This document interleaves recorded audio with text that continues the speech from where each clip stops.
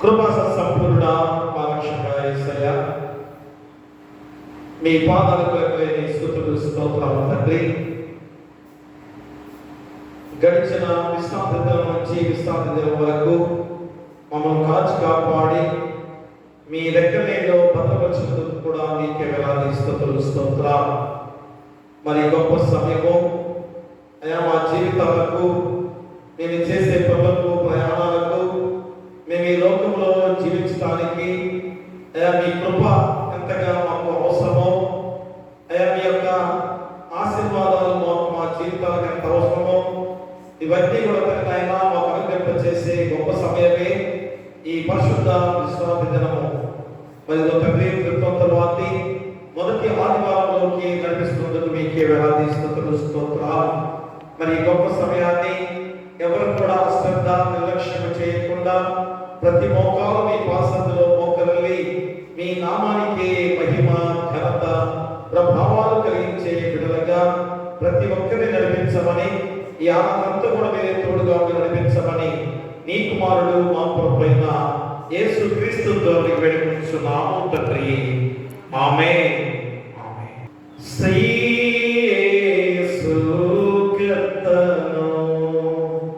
సేవ చేయుటకు మేల్కొను, శ్రీ యేసు కర్తను శ్రేయములనే రింగి నీకు వేయి పవను సంగి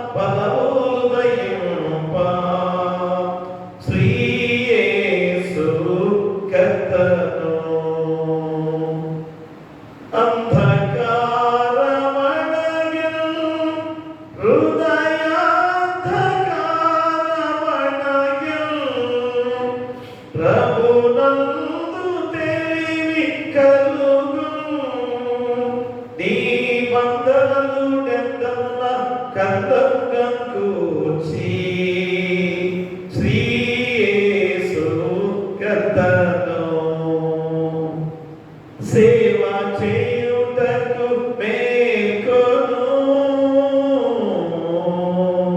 శ్రీ యేసు కర్తను కట్టి పాపవలెను నిన్ను గ్రాయువాని దయను కనుగొంటిని స్తోత్రమును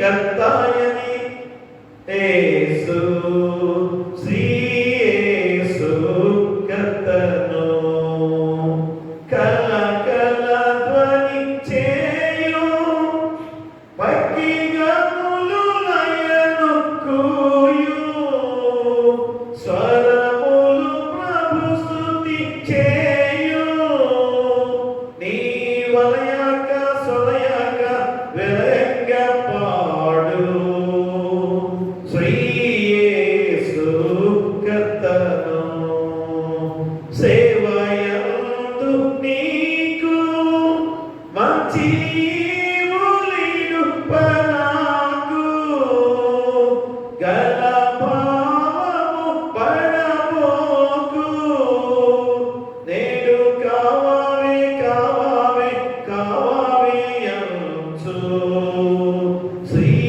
యేసు కర్తను పగటి వార మంచు నిష్ఫలపు క్రియలు త్రుంచు యుగ యుగములు జీవించు పూరిక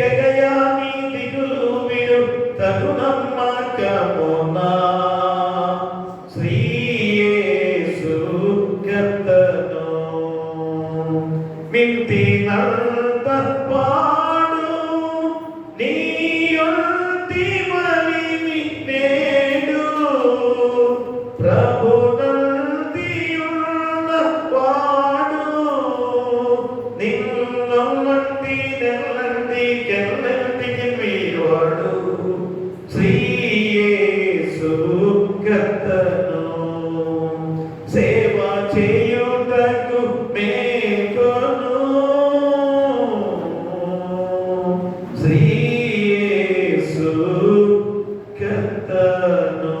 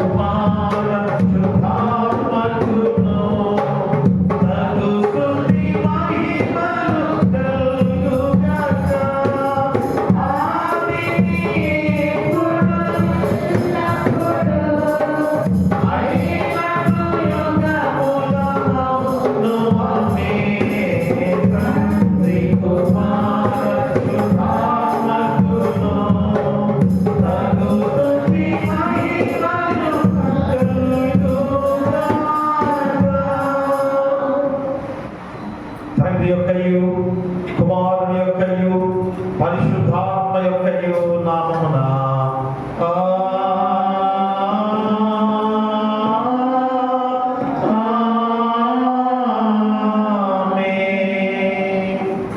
నీ వెలుగును నీ సత్యమును బయలుదేర చేయము. అవి నాకు త్రోవ చూపును. అవి నీ పరిశుద్ధ పర్వతమునకును నీ నివాస స్థలమునకును నన్ను తోడుకునవచ్చును. అప్పుడు నేను దేవుని బలిపీఠమునకు నాకు ఆనంద సంతోషములు కలుగు చేయు దేవుని యొద్దకు చేరుదును. దేవా నా దేవా సితారా వాయించుచు నీకు కృతజ్ఞతాస్తుతులు చెల్లించెదను. ప్రభునందు ప్రియులారా, యథార్థ హృదయముతో మన తండ్రి అయిన దేవుని సమీపించి ఆయన ఎదుట మన పాపములను ఒప్పుకొని మన ప్రభువైన యేసుక్రీస్తు పేరిట మనకు క్షమాపణ దయచేయమని వేడుకుందాము.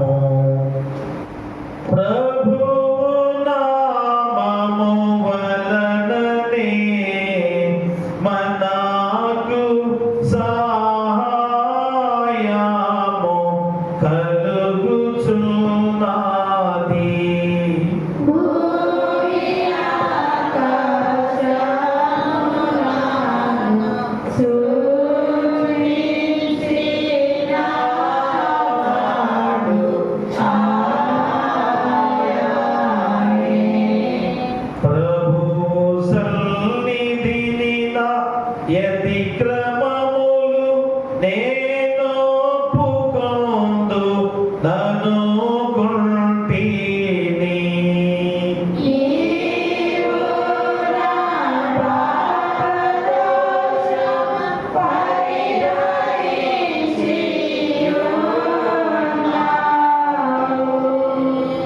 మా సృష్టికర్తవు విమోచకుడైన సర్వశక్తి గల దేవా, దీనులము పాపులకు మేము స్వాభావికముగా పాపులమనియు అపవిత్రులమనియు తలంపు వలన మాట వలన క్రియ వలన నీకు విరోధముగా పాపము చేసేమనియు నీ ఎదుట ఒప్పుకొనుచున్నాము.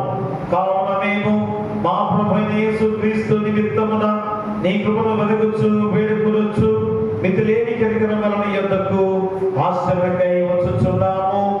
మా కొరకు చనిపోటకై నీ జనతయ్య కుమారునిచ్చిన మిగుల కరుణ గల దేవ, మమ్మను కనికరించి ఆయన నిమిత్తమున మా సమస్త పాపములకు క్షమాపణ దయచేయము.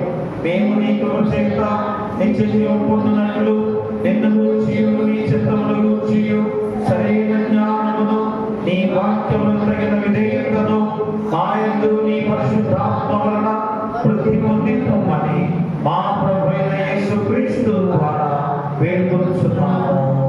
ఆమేన్.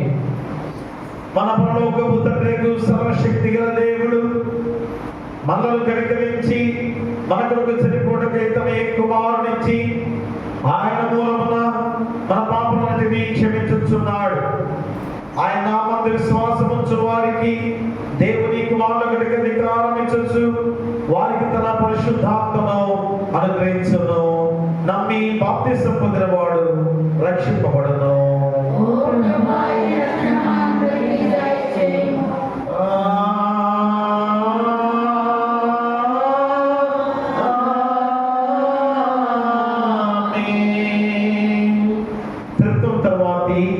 మొదటి ఆదివారం కొరకు ఏర్పాటు చేయబడిన ప్రారంభ గీతాన్ని చదువుకుందాం. ఓ ప్రభువా, నేను నీ యందు నమ్మిక ఉంచి ఉన్నాను. రక్షణ విషయమై నా హృదయము హర్షించుచున్నది. యెహోవా నాకు మహోపకారములు చేసి ఉన్నాడు, నేను ఆయనను కీర్తించెదను. యెహోవా ఎన్నాళ్ళ వరకు నన్ను మర్చిపోదు, నాకెంత కాలము విముఖుడమై ఎందువు. తండ్రికి కుమారునికి పరిశుద్ధాత్మకును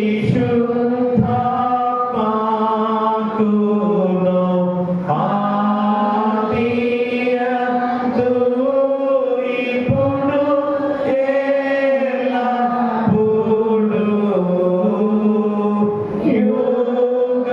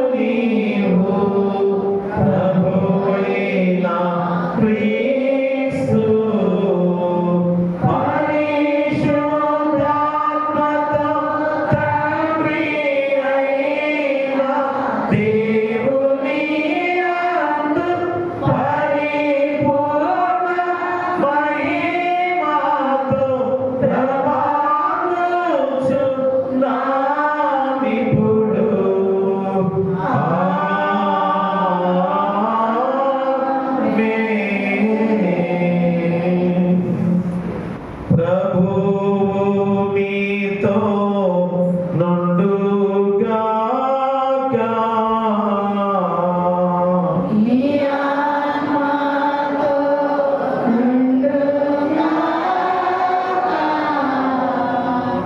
ప్రార్థిద్దాము. నిన్ను నమ్మిన వారికి అందరికీ బలమయ్యున్న ఓ దేవా, మా ప్రార్థనలను కరుణతో చింతగింపుము. మరియు మా మానవ స్వభావం బలహీనతలను బట్టి నీవు లేనిది మంచిదేది చేయజాలం కనుక మేము నీ ఆజ్ఞలను గైకొని మా తలపుల వలనను క్రియల వలనను నిన్ను సంతోషపరచినట్లు నీ కృపా సహాయము దయచేయమని నీతోనూ పరిశుద్ధాత్మతోనూ యుగయుగములు జీవించుచు పరిపాలించునుండు నీ కుమారుడును మా ప్రభువైన యేసుక్రీస్తు ద్వారా వేడుకొనుచున్నాము. ఆమేన్. దయచేసి కూర్చోండి. బిడ్డలారా, మరి యొక్క పరిశుద్ధ విశ్రాంతి దినము తర్వాతి మొదటి ఆదివారంలోకి ప్రవేశింపచేసిన దేవాది దేవునికి వందనాలు చెల్లించుకొని వచ్చిన అందరికి కూడా నిండు వందనాలు తెలియజేసుకుంటూ ఉన్నాం. ఈరోజు మనకి ఇచ్చిన లేఖన భాగాలుగా పత్రిక పాఠ్య భాగముగా పరిశుద్ధ యోహాను రాసిన మొదటి పత్రిక 4వ అధ్యాయము 16 నుంచి 21 వచనాలు. పరిశుద్ధులైన యోహాను రాసిన మొదటి పత్రిక 4వ అధ్యాయము 16 నుంచి 21 వచనాలు.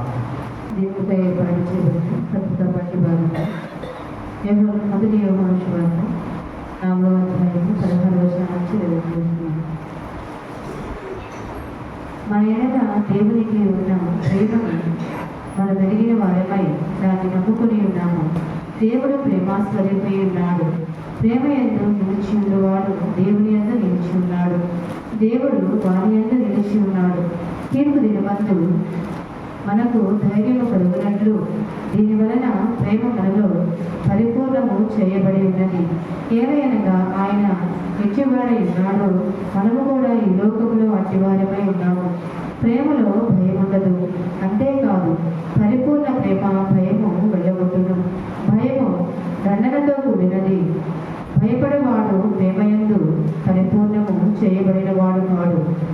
ఆయనే మొదట మనలను ప్రేమించిన కనుక మనము ప్రేమించుతున్నాము. ఎవడైనాను నేను దేవుణ్ణి ప్రేమించుతున్నానని చెప్పి తన సహోదరుని ద్వేషించడగా అతడు అబద్ధికుడగును. తాను చూసిన తన సహోదరుని ప్రేమింపని వాడు తాను చూడని దేవుని ప్రేమింపలేడు. దేవుని ప్రేమించువాడు తన సహోదరుని కూడా ప్రేమింపవలను అను మనం ఆయన వలన పొంది ఉన్నాము. అందరితో రక్షణ పట్టి భాగం పొందిపోలేదు.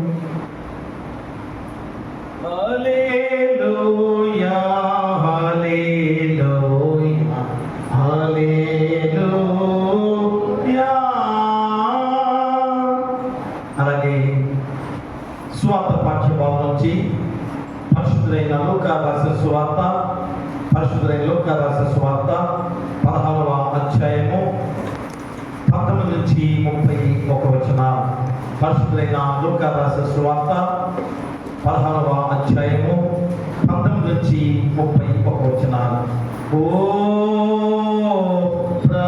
ప్రభువా నీకు మహిమ కలుగును గాక. లూకా సువార్త 16వ అధ్యాయం 19 నుంచి 30 వరకు. ధనవంతుడు అతను ఊదాలను పట్టణం సన్నపునార వస్త్రము ధరించుకొని సత్యము ఒకగా శుభపడుచుండేవాడు. లాజరు అవి దరిద్రుడుండెను. వాడు కుటుంబంతో నిండిన వాడే ధనవంతుని ఇంటి వాళ్ళకి పడి ఉంది. అతని పగ మీద నుండి పడి రొట్టె ముక్కలతో ఆకర్షించుకోలేదు. అంతేకాక కుక్కలు వచ్చి వాడి కుటుంబం నాటింది. ఆ దరిద్రుడు చనిపోయి దేవతల చేత అబ్రహాములను ఆనందులకు కొనుక్కోబడింది. ధనవంతుడు కూడా చనిపోయి పాతి కట్టబడింది. అప్పుడు అతడు పాతాళంలో బాధపడచ్చు కళ్ళెత్తి దూరం నుండి అబ్రహాము అతని నమ్మున ఆనుకున్న లాజరును చూచి, తండ్రివైన అబ్రహాము, నా ఎందుకు కనికరపడి తన వేరు కొనను నీళ్ళలో ఉంచి నా నలుగును చల్లార్చుటకు లాజరును పంపము. నేను ఈ యజ్ఞ జ్వాలలో యాగపడుచున్నా అని కేకలు వేసి చెప్పింది. అందుకు అబ్రహాము, కుమారుడు, నేను నీ జీవిత కాలంలో నీకు ఇష్టమైనట్టు సొమ్ము అనుభవించింది, అలాగనే రాజుల కష్టము అనుభవించండి జ్ఞాపకం చేసుకోండి. ఇప్పుడైతే వాడు ఇక్కడ నెమ్మది పొందుతున్నాడు, నీవు యాత్ర పడుచున్నావు. అంతేకాక ఇక్కడ నుండి నీ దగ్గరకు దాటకూడదు వారు దాటి భోజాలు ఉండినట్లు, అక్కడి వారు మా యొక్కను దాటి రాజాలు ఉండినట్లు మాకును నీలో మధ్య మహా అగాధం ఉంచబడి ఉన్నదని చెప్పింది. అప్పుడు అతడు, తండ్రి, అలాగైతే నాకు 5 సహోదరులు ఉన్నారు, వారును ఈ వేదనకరమైన తలములు రాకుండా వారికి సాక్ష్యించుటకై నా తండ్రి ఇంటికి వారిని పంపవాలని నేను వేడుకుంటున్నాను. అందుకు అబ్రహాము, వారి యొక్క మోషేయు ప్రవక్తలు ఉన్నారు, వారి మాటలు వినవాలని అతడితో చెప్పగా, అతడు, తండ్రి అయిన అబ్రహాము, అలాగా అనవద్దు, మృతులలోకి ఒకరు వారి ఇద్దరు వెళ్ళిన వారు మారుమాసు పొందురని చెప్పింది. అందుకు అతడు, మోషేయు ప్రవక్తలను చెప్పిన మాటలు వారు వినని వల్ల మృతుల్లో నుండి ఒకరు లేచినను వారు నమ్మరని అతనితో చెప్పినాను. ఇంత పర్యంతము ఓ క్రీస్తు నీకు స్తోత్రము కలుగును గాక. అందరూ కలిసి అపోస్తల విశ్వాస ప్రమాణం చెప్పుకుందాం. భూమి ఆకాశములను సృజించిన సర్వశక్తి గల తండ్రి అయిన దేవుడైన నమ్ముచున్న ఆయన కుమారుడు మన ప్రభువైన యేసుక్రీస్తును నమ్ముచున్నా. ఈయన పరిశుద్ధాత్మ వలన గర్భమున ధరింపబడి కన్య అయిన మరియకు పుట్టి 10 కాలం క్రింద శ్రమపడి సిలువ వేయబడి చనిపోయి సమాధి చేయబడిననియు అదృశ్యలోకములో దిగిననియు చనిపోయిన వారి నుండి 3వ దినమున లేచి పరలోకములకెక్కి సర్వశక్తి గల తండ్రియకు దేవుని కుడి చేతి వైపున కూర్చుని ఉన్నాడని సజీవులకును మృతులకును తీర్పు చేయకపోవడంలో నమ్ముచున్నాను. పరిశుద్ధాత్మ నమ్ముచున్నాను. పరిశుద్ధ క్రైస్తవ సంఘములు, పరిశుద్ధ సహవాసములు, పాపక్షమాపణయు, శరీర పునరుద్ధానమును, నిత్య జీవమును నమ్ముచున్నాను. ఆమేన్. దయచేసి 16వ కీర్తన యెహోవా నామమును ఆలకించండి. యెహోవా నామమున దాలించెను తన మహాదయను నన్ను కరుణించెను. యెహోవా నామమున దాలించెను తన మహాదయను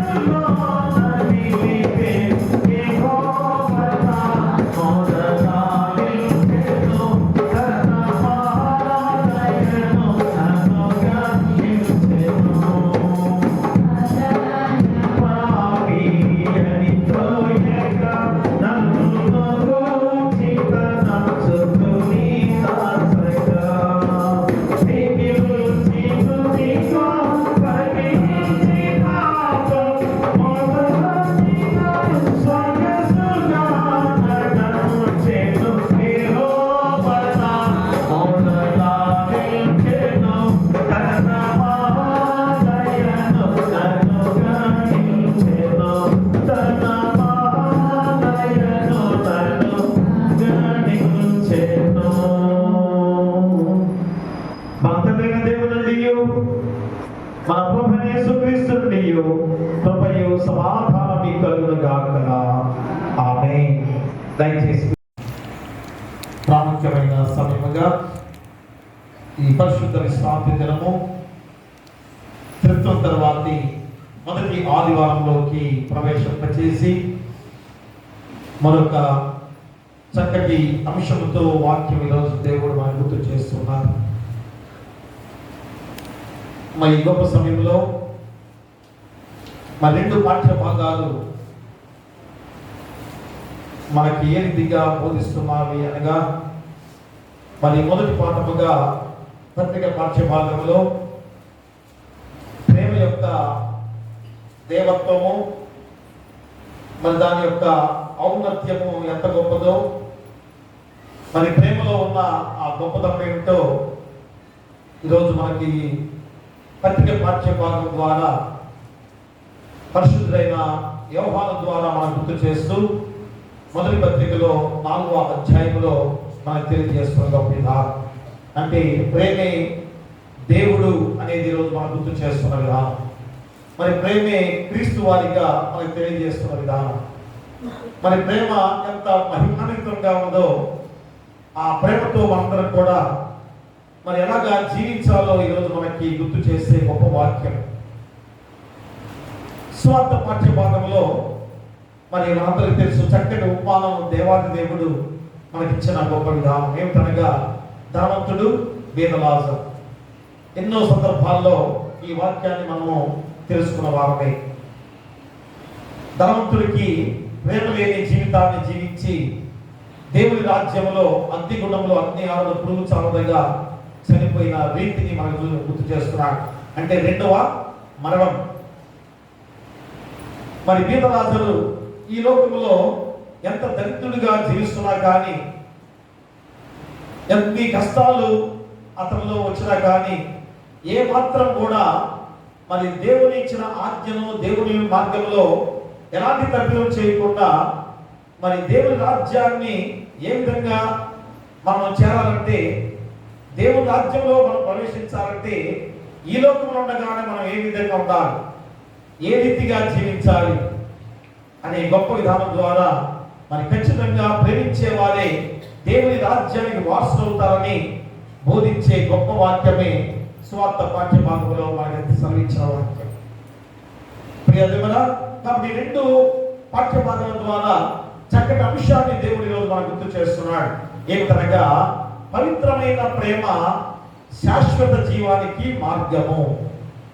పవిత్రమైన ప్రేమ శాశ్వత జీవానికి మార్గము అంటే ప్రేమలో ఉండే గొప్పతనాన్ని ఈరోజు మనకి ఈ రెండు పాఠ్య భాగాల ద్వారా గుర్తు చేస్తున్నప్పుడు మరి మనుషులుగా మానవులుగా ఎలాంటి ప్రేమ కలిగి జీవించే వారిగా మనం ఉన్నామో ఆలోచన చేసుకోవాలి. ఎందుకంటే ఈ వాక్యం ఎన్నో సందర్భాల్లో మనకు వచ్చి ఉంటుంది. ఎన్నో సందర్భాల్లో ఈ వాక్యం అందరూ తెలుసుకున్న వారమే. మరి తెలుసుకొని ఎలాంటి ప్రేమలతో మనం జీవిస్తున్నాం, ఎలాంటి ప్రేమ కలిగి జీవించే వారిగా మనం ఉన్నాం అనేది ఈరోజు ఖచ్చితంగా నీకు గుర్తు చేస్తున్నాడు. కాబట్టి మరి ప్రేమ కలిగిన వారే శాశ్వత జీవాన్ని పొందుకుంటారని చక్కటి శుద్ధితో ఈరోజు ఈ వాక్యాన్ని దేవుడు గుర్తు చేసి ఉండగా, అలాంటి ప్రేమ నీలో ఎలాగ పెంపొందించుకుంటున్నావో తెలియజేసే గొప్ప అంశం ఈరోజు మనం గుర్తు చేస్తున్నారు. మూలవాక్యంగా చూసినట్లయితే యోహాను రాసిన మొదటి పత్రిక 4వ అధ్యాయము 16వ వచనాన్ని మనం మూలవాక్యంగా చదువుకుందాం. యోహాను రాసిన మొదటి పత్రిక 4వ అధ్యాయము 16వ వచనం. మన యెడల దేవునికి ఉన్న ప్రేమను మనం ఎరిగిన వారమై దాన్ని నమ్ముకొని ఉన్నాం. దేవుడు ప్రేమ స్వరూపి అయి ఉన్నాడు. ప్రేమ యందు నిలిచి ఉండువాడు దేవుని యందు నిలిచి ఉన్నాడు. దేవుడు వాని యందు నిలిచి ఉన్నాడు. మన వాక్యంలోనే ఈ రోజు మన అంశం అంతా కూడా ఈ వాక్యం అంతా కూడా మనకు గుర్తు చేసే గొప్ప సందర్భం. ఎందుకంటే ప్రేమ యందు నిలిచి ఉన్నవాడు దేవుని యందు నిలిచి ఉన్నాడు. ఎప్పుడైతే నువ్వు ప్రేమ కలిగిన వాడిగా జీవించినట్లయితే, మా ప్రేమతో ఉన్నవాడిగా ఉన్నట్లయితే ఖచ్చితంగా దేవుని యందు నిలిచి ఉన్నావు అనడానికి రుజువు అదే, నిదర్శనం అదే. కాబట్టి మరి అలాంటి వారి ఎడల దేవుడు నిలిచి ఉంటాడని కూడా ఈరోజు గుర్తు చేస్తున్నాడు. ఎప్పుడైతే ప్రేమతో ఎవరైతే జీవించిన వారిగా ఉన్నారో, ఒకరి ఎవరు ప్రేమ కలిగి జీవించిన వారిగా ఉన్నారో వారి యందు నేను నిలిచి ఉంటానని దేవుడు వాగ్దానం చేసిన గొప్ప సందర్భం. కాబట్టి ప్రియ దేవులారా, ప్రేమ అనేది ఎంత గొప్ప కార్యమో, మరి ఎంత దైవ కార్యం కావదో ఆ ప్రేమే ఈరోజు మనందరూ కూడా రక్షింప చేసిన గొప్ప విధానం. కాబట్టి దేవుని ప్రేమ అనేది దేవుని స్వరూపం కూడా, ఆయన స్వరూపమే ప్రేమ. కాబట్టి దేవుని స్వరూపము ప్రేమతో కూడుకున్న గొప్ప విధానం. అందుకనే ప్రేమ మానవ ప్రపంచానికి చెందినది కాక దేవుని రాజ్యానికి చెందినదిగా ఈరోజు మనందరికి కూడా తెలియజేస్తుందా. మరి అపవాది సంబంధులుగా ఉన్న మనకి ఎలాంటి స్థితి చూడండి. యోహాను సువార్తలో 8వ అధ్యాయం చూడండి. యోహాను సువార్త 8వ అధ్యాయంలో 44వ వచనాన్ని చదువుకుందాం. 44వ వచనాన్ని. మీరు మీ తండ్రి యొక్క అపవాది సంబంధులు మీ తండ్రి దురాశలు నెరవేర్చగోరుస్తున్నారు. ఆది నుండి వాడు నరహంతకుడై ఉండి సత్యమందు నిలిచిన వాడు కాడు, వాని యందు సత్యమే లేదు. వాడు అబద్ధమాడినప్పుడు తన స్వభావం అనుసరించి మాట్లాడును, వాడు అబద్ధికుడును అబద్ధములకు జనకుడై ఉన్నాడు. ఇది ప్రేమ అనేది దేవుని రాజ్యానికి చెందిందని గుర్తు చేస్తుంది. కాబట్టి ఆ అపవాది యొక్క రాజ్యంగా ఈ లోకం ఉంది కనుక మరి ఈ లోకమైన విధానంలో అపవాది సంబంధ విధానంలో జీవించకుండా దేవుని ప్రేమతో జీవించిన వాడిగా ఉన్నట్లయితే దేవుని కార్యము మా ప్రేమగా నీ జీవితంలో ఎంత గొప్పగా నడిపించేదో గుర్తు చేసుకోవాలి. అంటే దేవుడు ఆత్మ కనుక ఆత్మను ఎవరు కూడా చూడరు. చూస్తారా? మా దేవుడు ఆత్మరూపంలో ఉన్నాడు కనుక మన ఆత్మను ఎవరు చూడగలరు? కాబట్టి ఆ ఆత్మను దేవుడిలో మనం చూడాలంటే, మా దేవుడిగా ఆత్మరూపంలో మనం చూడాలంటే ఏం చేయాలి? నువ్వు చూపించే ఆ ప్రేమలోనే మా దేవుడు కనబడుతున్నాడు. నువ్వు చూపించే ఆ ప్రేమలోనే దేవుడు చూపిస్తున్నావు. చూసారా ఎంత గొప్ప అంశం కలిగి ఈరోజు ఈ చక్కటి వాక్యాన్ని దేవుడు గుర్తు చేస్తున్నాడు అనగా ఖచ్చితంగా ఆయన కార్యాలే మా ప్రేమను చూపించే గొప్ప విధానం.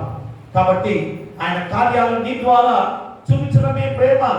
కాబట్టి దేవుడి ప్రేమ మరి కార్యమే అయి ఉండగా మరి నీవు ఎలాగా ఆ ప్రేమను చూపించేవాడిగా ఉన్నావు? అందుకని యేసుక్రీస్తు స్వరూపము ఈ దేవుని ప్రేమ అనేది మనం గుర్తు చేస్తున్నదా. దాన్ని అగాపే. మా అగాపే అనే దానికి అర్థం ఏంటి? స్వార్థరహితమైన ప్రేమ, ఎలాంటి స్వార్థము లేకుండా. ఈరోజు మనము నీకు ఏదైనా సహాయం చేస్తే నువ్వు కూడా మళ్ళా ప్రేమించేవాడిగా ఉన్నావు, కానీ ఏ స్వార్థం లేకుండా ఎదుటి వాడిని ప్రేమించేవాడిగా ఉన్నావా? అయ్యో నాకు ఇతను సహాయం చేశారు కనుక నేను అతనికి సహాయం చేయాలి, ఆ విధమైన ప్రేమ చూపించేవాడిగా ఉన్నావు, కానీ మరి ఎలాంటి స్వార్థం లేకుండా ప్రేమ చూపించేవాడిగా ఉన్నావా? అది అగాపే ప్రేమ. ప్రేమనా? కాబట్టి ఈ స్వార్థరహితమైన ప్రేమ క్రీస్తు ప్రేమ అనేది గుర్తు చేసుకోవాలి. ఎందుకని యేసుక్రీస్తు వారు మన నీ దగ్గర నుంచి ఏం ఆశించి నిన్ను ప్రేమించాడు? ఏం ఆశించి నిన్ను రక్షించాడు? నీ కొరకు ఆయన శిలువపై బలియాగముగా అర్పించుకున్నాడు. కాబట్టి ఏ స్వార్థం లేని క్రీస్తు ప్రేమ ఈరోజు నీలో కూడా ఉండాలి. మరి ఎవరి కొరకు క్రీస్తు చనిపోయి లేచనో అతడే ఆ ప్రేమ గుర్తు. అతడే ఆ ప్రేమ గుర్తు. ఎవరు? ఒకసారి ఆలోచన చేసుకుంటే ఎవరు? మనమే. ఎవరి కొరకు ఆయన చనిపోయి తిరిగి లేచాడు? నీ కొరకు, నా కొరకే. కాబట్టి ఆ ప్రేమ గుర్తు ఎవరనగా మనమే.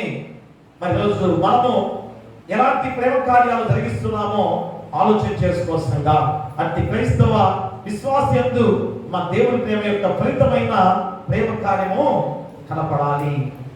చూసారా? నీలో ఆ ప్రేమ కార్యం కనబడటానికే యేసుక్రీస్తు వారి శిలువపై ఇంత త్యాగం ద్వారా నిన్ను రక్షించాడు.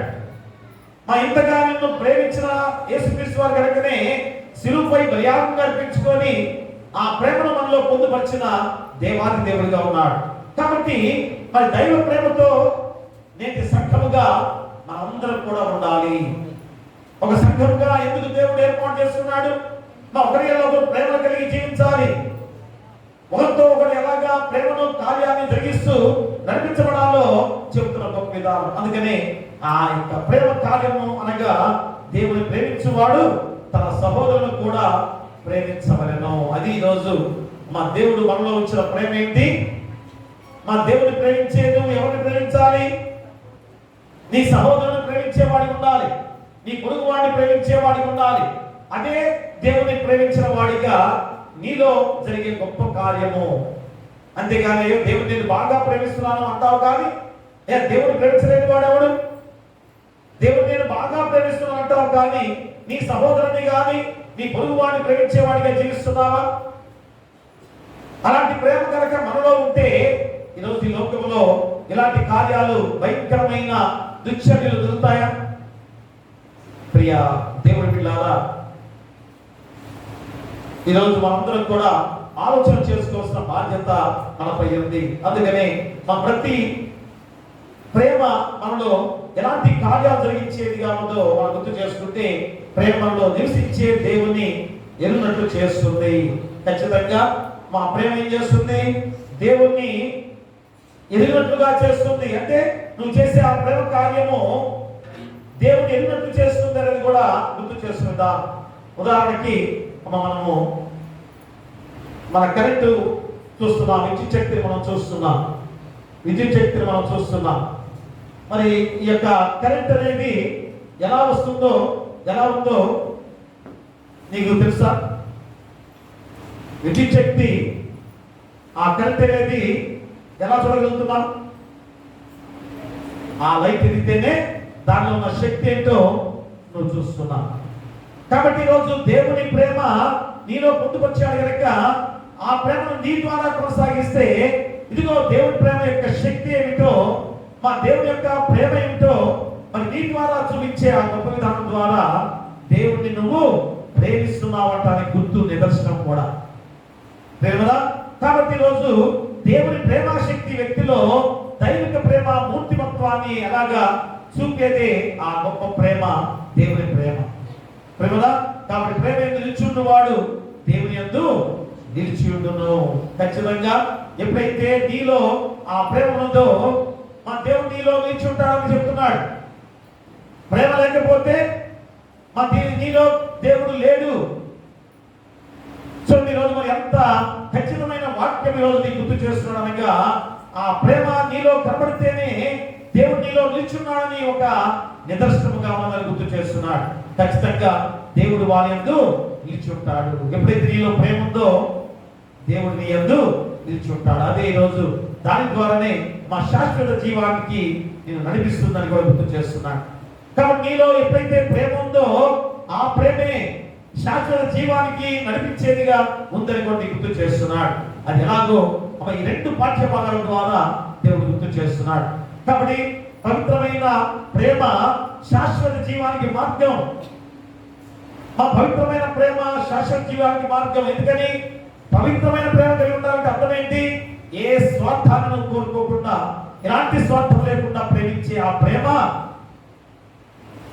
ఎంత గొప్ప ప్రేమగా ఉంటుందో దాన్ని మా శాశ్వత జీవానికి మార్గంగా ఉందని కూడా నిదర్శనంగా ఉందని కూడా ఈరోజు ఈ వాక్యం ద్వారా తెలియజేస్తూ ఈ రెండు పాఠ్య భాగాల ద్వారా ఆ ప్రేమ ఎలాగా నిన్ను నడిపించిందో ఏ విధంగా నిన్ను రక్షింపజేసిందో మనం గుర్తు చేసినట్లయితే రెండు పాఠ్య భాగాల ద్వారా రెండు చక్కటి ఉపవిషయాలు దేవుడు గుర్తు చేస్తున్నాడు.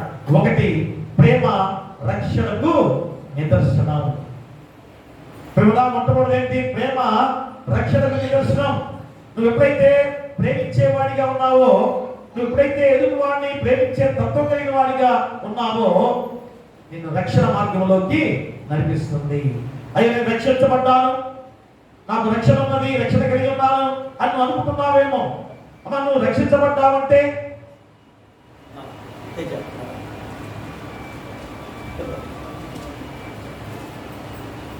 నువ్వు రక్షించబడ్డావంటే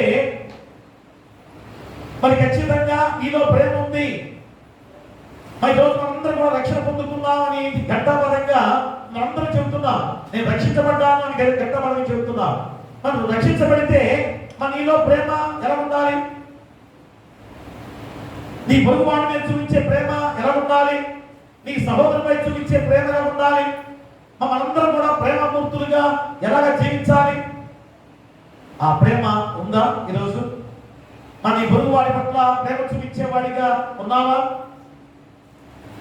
ఒక రకంగా అయితే నీ కుటుంబం మీద చూపిస్తావేమో, కానీ అది కూడా ఆ తారస్థాయి చేరిందంటే ఆ ప్రేమ కూడా ఉండదు కదా. శృతి పిలిస్తే తండ్రి లేదు, తల్లి లేదు, బిడ్డలు లేదు, ఆ ప్రేమ కూడా లేకుండా చేసుకునే సమయాలు కూడా ఉన్నాయి. నా కొడుకులను రోజు కూడా ఏమిస్తున్నాడు అని చెప్పేసి చంపేసే తల్లిదండ్రులు కూడా ఉన్నారు కదా. బిడ్డలు తల్లిదండ్రులు చంపడం అనేది లేదు, కానీ తల్లిదండ్రులు కూడా బిడ్డలు చంపేవారు కూడా ఉన్నారు. అంటే ప్రేమ ఎలాగా లేని విధానంలో మనం జీవిస్తున్నామో, అలాంటప్పుడు నీ పొరుగువాడి ఎలా నువ్వు చూపించే ప్రేమ మనకి దైవ కార్యమైంది కదా. దేవుడు నీలో నిలిచి ఉన్న ఆ ప్రేమ ఏ విధంగా నువ్వు చూపించే ప్రేమగా ఉంటున్నావు. కాబట్టి ఈరోజు మా ప్రేమ రక్షణకు నిదర్శనంగా ఉన్నది. Love is evidence of salvation. Love is evidence of salvation. ఖచ్చితంగా ఆ ప్రేమ రక్షణకు నిదర్శనంగా ఉంది కనుక నువ్వు ఎలాగా జీవించాలో ఈరోజు పత్రిక పాఠ్య భాగం ద్వారా దేవుడు గుర్తు చేస్తున్నాడు. చూడండి, యోహాను రాసిన మొదటి పత్రిక 4వ అధ్యాయము 17వ వచనాన్ని చదువుకుందాం. ఆ తీర్పు దినమందు మనకు ధైర్యము కలుగునట్లు దీని వలన ప్రేమ మనలో పరిపూర్ణము చేయబడి ఉన్నది. ఏలయనగా ఆయన ఎట్టివాడై ఉన్నాడో మనము కూడా ఈ లోకములో అట్టివారమై ఉన్నాము. ప్రియ దేవుడా, తీర్పు దినమందు మనకు ధైర్యం కలిగినట్లు దీని వలన ప్రేమ మనలో పరిపూర్ణము చేయబడి ఉన్నది. ఆ తీర్పు దినమందు ఎలాంటి భయంకరమైన అగ్నిగుండం అజ్ఞానం పూల్చావద్దుగా ఉందని పదే పదే దేవుని వాక్యం బోధిస్తున్నది. మరి అగ్నిగుండంలో ఎంత భయంకరమైన యాత్రగా పడే భయంకరమైన స్థితి మనకుంది. మరి ఆ తీర్పు దినంలో రాకుండా మన దానికి భయపడకుండా ఉండాలంటే ఏం చేయాలి? ఈ లోకములు ఉండగానే మా ప్రేమ ముక్తులుగా జీవించాలి. ఇక్కడ ఉండగానే ఈ లోకం ఉండగానే ఆ ప్రేమ నీలో ఉండాలి. ఆ ప్రేమ చూపించేవాడిగా ఉన్నట్లయితేనే రేపు ఆ తీర్పు దినమందు ఏ మాత్రం కూడా నీకు భయం కలగకుండా ఎంత ధైర్యం కలిగి ఆ ప్రేమలో పరిపూర్ణం చేయబడేదిగా ఉంటుందో నీకు తెలియజేస్తున్నాం. ఏమైనా ఆ ఎట్టివాడు ఉన్నాడో మనము కూడా ఈ లోకంలో అట్టివారమై ఉన్నాం. మా దేవుడు ఎలా ఉన్నాడు? యేసుక్రీస్తు వారిని మనం చూసాం కదా. యేసుక్రీస్తు వారు ఎలాంటి ప్రేమ చూపించాడు? నిన్ను రక్షించడానికి తన ప్రాణాన్ని కూడా త్యాగం చేసిన గొప్ప ప్రేమ. దాంట్లో ఏమైనా స్వార్థం ఉందా? మా నీ దగ్గర నుంచి ఏమైనా ఆశించాడా? అలాంటి ప్రేమ అగాపే ప్రేమ, ఎలాంటి స్వార్థం కూడా లేకుండా స్వార్థరహితమైన ప్రేమ నీలో కనబడే ప్రేమ ఖచ్చితంగా ఉందా?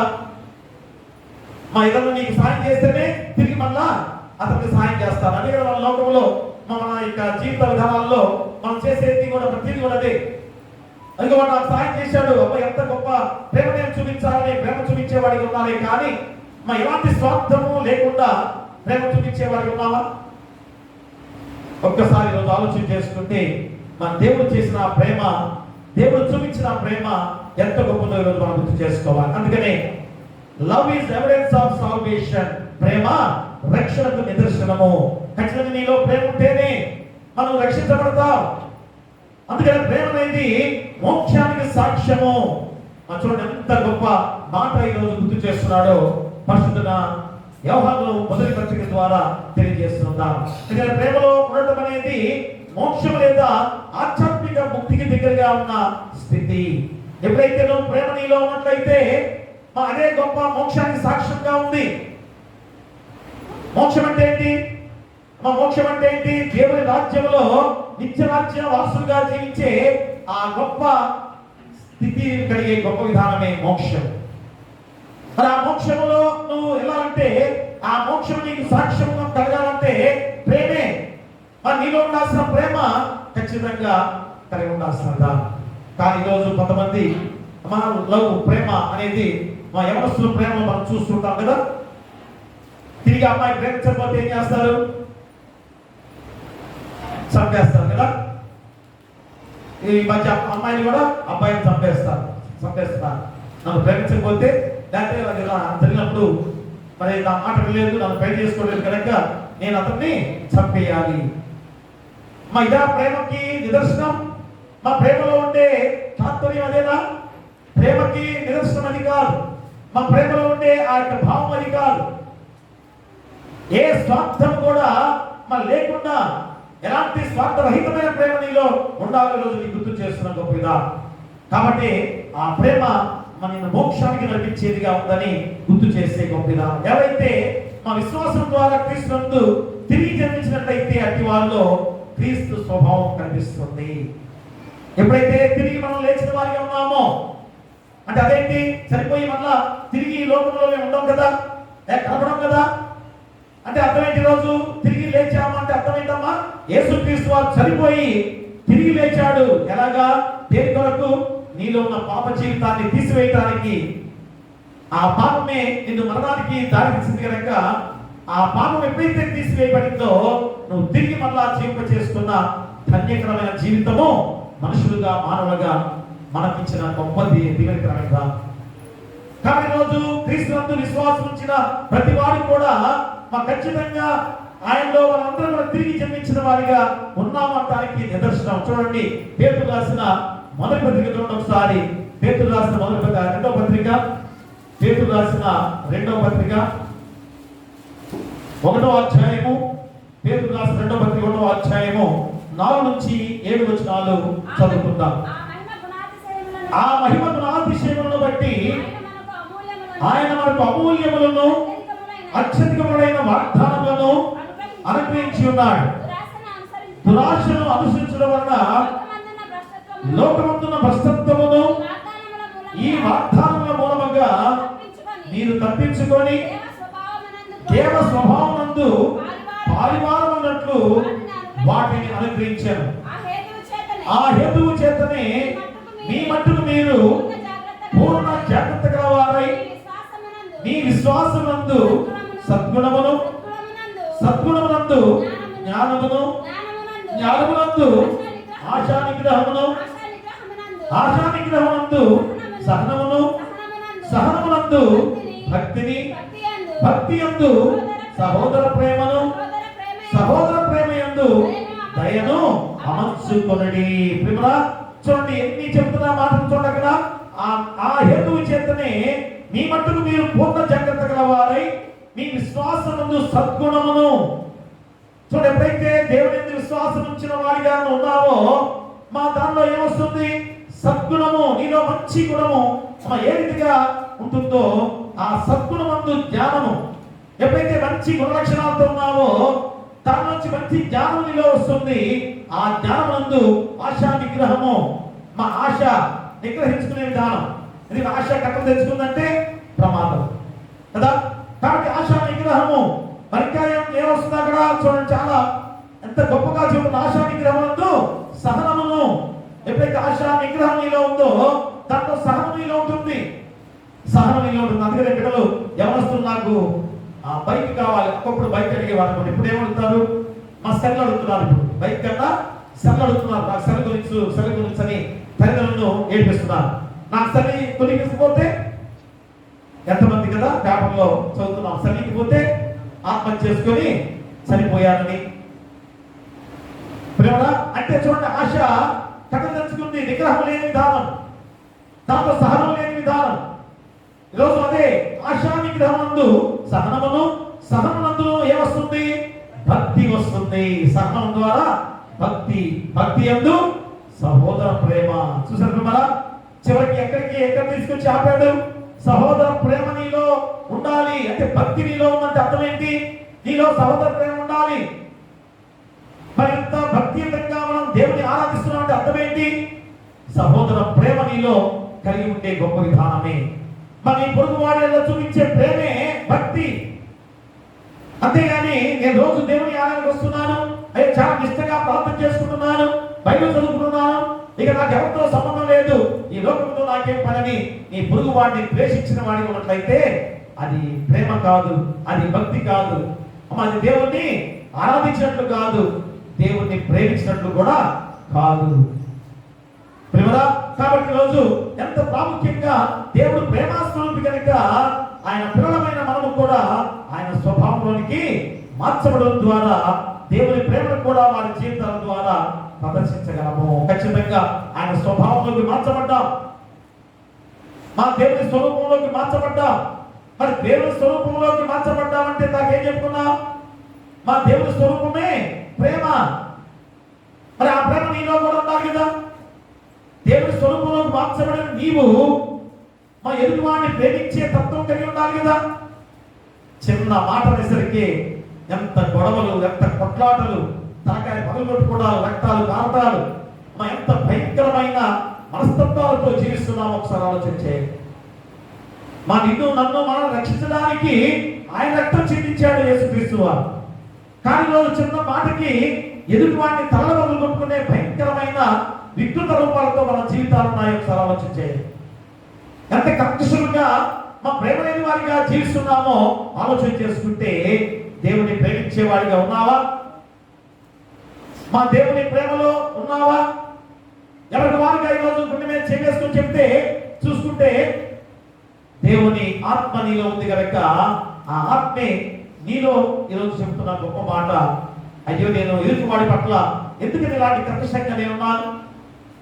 మా కొట్టడం కాదు, ఎదుటివాడిని దూషిస్తే కూడా తప్పే, ఎదుటివాడిని ద్వేషిస్తే కూడా తప్పే. మరింత భయంకరమైన సత్యం ఈరోజు నీకు దేవుని వాక్యం ద్వారా తెలియజేసినప్పుడు నీ పొరుగు వాడెల్లా నువ్వు చూపించే ప్రేమ ఎలా ఉందో చాలా ప్రాముఖ్యంగా నువ్వు ఆలోచన చేసుకోవాలి. ఎందుకంటే పరిశుద్ధ తీర్థ పండుగ ద్వారా మనం అందరం కూడా తండ్రిగా, కుమారుడుగా, పరిశుద్ధాత్ముడిగా ఎందుకు ఈరోజు ఏకదేవుడైన దేవాది దేవుడు ప్రియకత్వంలో ఏకదేవుడిగా ఈరోజు మనకు కనిపించుకున్న దేవాది దేవుడిగా ఉన్నాడనగా నీ స్వరూపాన్ని మార్చడానికి, మన స్వరూపాన్ని దేవుని స్వరూపంలోకి మార్చబడడానికి ఆయన 3 రీతులుగా మనలో జరిగించిన గొప్ప కార్యం. ప్రియమైన పాత్రమైన కాలంలో చూసాం కదా, ఎన్నిసార్లు ప్రేమించాడు, ఎన్నిసార్లు ప్రేమిస్తున్నాడు. అయినా కానీ దేవుడి మాటలు వినకుండా దేవుని విరుద్ధంగా జీవించే మనస్తత్వాలతో ఎన్నిసార్లు ఉగ్రత వచ్చింది దేవాది దేవుడైన యెహోవా దేవునికి. అయినా ప్రేమించాడు. బయట లాభం లేదనుకోని 400 సంవత్సరాలు కనపడకుండా దేవుని మాట వినకుండా వినపడకుండా 400 సంవత్సరాల నిశ్శబ్ద కాలముగా ఉన్న తర్వాత ఇక ఆయన కుమారుడుగా లోకానికి దిగి వచ్చి ఎంత గొప్ప కార్యం చేశాడు మనలో. చివరికి ఆయన పరలోక రాజ్యానికి వెళుతూ అక్కడ వెళ్ళిన తర్వాత వేరొక ఆదరణకర్తగా పరిశుద్ధాత్మ దేవుణ్ణి మనలో తోడుగా ఉంచిన గొప్ప దేవాది దేవుడు. ఈ రోజు మనంత శక్తివంతులం, దేవుని ఆత్మగా మనలో నివసిస్తున్నాడంటే మనం ఎంత ప్రేమ కలిగిన వారిగా జీవించాలి, ఎదుటి వాడిని ఎంత ప్రేమించే తత్వం కలిగిన వాడిగా ఉండాలి. ఆ గుణము ఉందో లేదో ఆలోచన చేసుకోవాల్సిన బాధ్యత నీ పని. 16వ వచనంలో చెబుతున్న మాట ఏంటి? మన ఎడల దేవునికి ఉన్న ప్రేమను మనం ఎరిగిన వారమై దాన్ని నమ్ముకుని ఉన్నాం. దేవుడు ప్రేమ స్వరూపి ఉన్నాడు, ప్రేమ యందు నిలిచి ఉన్నవాడు దేవుని యందు నిలిచి ఉన్నాడు, దేవుడు వాని యందు నిలిచి ఉన్నాడు. ప్రేమ యందు నిలిచి ఉన్నవాడు దేవుని యందు నిలిచి ఉన్నాడు, మా దేవుడు వాని యందు నిలిచి ఉన్నాడు. ఎప్పుడైతే నీలో ప్రేమ ఉందో ఆ ప్రేమ మా దేవుడు నీలో ఉన్నాడు అనడానికి నిదర్శనము. కరెంటు ఎలాగ తెలిసింది? లైట్ వెలిగితే కరెంట్ ఉందని కదా, స్విచ్ చేస్తే లైట్ లేకపోతే కరెంట్ లేదు. మరి రోజు నీలో దేవుడు ఉన్నాడు అంటే నిదర్శనం అదే. నువ్వు ఎదుటివాడిపై చూపించే ప్రేమే మా ఎదుటివాడిపై చూపించే ప్రేమ. ఆ ప్రేమ చూపిస్తావా? ప్రేమ చూపిస్తే దేవుడు నీలో ఉన్నట్లే. మా ప్రేమ చూపిస్తే నీలో దేవుడు ఉన్నట్లని ఖచ్చితంగా చెబుతున్నాను ఈరోజు ప్రియాది వల్ల. కాబట్టి దీని వలన మానవ ప్రపంచానికి దేవుని గురించి, ఆయన కుమారుడైన క్రీస్తు శిలువ ప్రేమ గురించి సాక్ష్యం ఇచ్చేవాడిగా ఉండగలవు.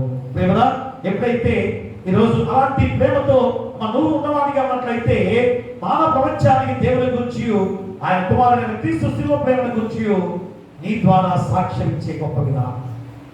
ఇంత ప్రేమమూర్తైన దేవాది దేవుడు నీ ద్వారా జరిగించిన కార్యము నువ్వు చెప్పేవాడిగా ఉండాలంటే ఏం చేయాలి? నీలో ప్రేమ ఉండాలి కదా. తిరిగి మళ్ళా నువ్వు ప్రేమ చూపించేవాడిగా ఉండాలి కదా. యేసుక్రీస్తు వారేమో ఎలాంటి స్వార్థం లేకుండా నేను ప్రేమించాడు, కానీ నువ్వు అయ్యా స్వార్థం చూపించాలి కదా ఖచ్చితంగా. ఎందుకంటే యేసుక్రీస్తు వారు నా కొరకు త్యాగం చేశారు కనుక నేను దేవుని ప్రేమించాలి. అది ఎలాగా? దేవుని ప్రేమించడం అంటే ఎదుటి వాడిపై చూపించే ప్రేమ ద్వారా దేవుని ప్రేమించినట్లు. అది ఇక్కడ నీకు నాకు మనందరికి కూడా దేవుడు దీవించిన గొప్ప విధానం. కాబట్టి ఈరోజు అలాంటి ప్రేమ ఉన్నాయా? అట్లీస్ట్ నీ తండ్రిని తల్లిని లేదా నీ సహోదరుని ప్రేమించేవాడిగా ఉన్నావు, కానీ గురువు వాడిని ప్రేమిస్తున్నావా? ఒక్కసారి ఆలోచన చేయండి. మాట పేతురు ద్వారా దేవుడు ఎన్నో సందర్భాల్లో అడిగిన సందర్భమే. కాబట్టి ప్రియ దేవుడు కదా, కాబట్టి 17వ వచనంలో చెప్పిన మాట కూడా అదే.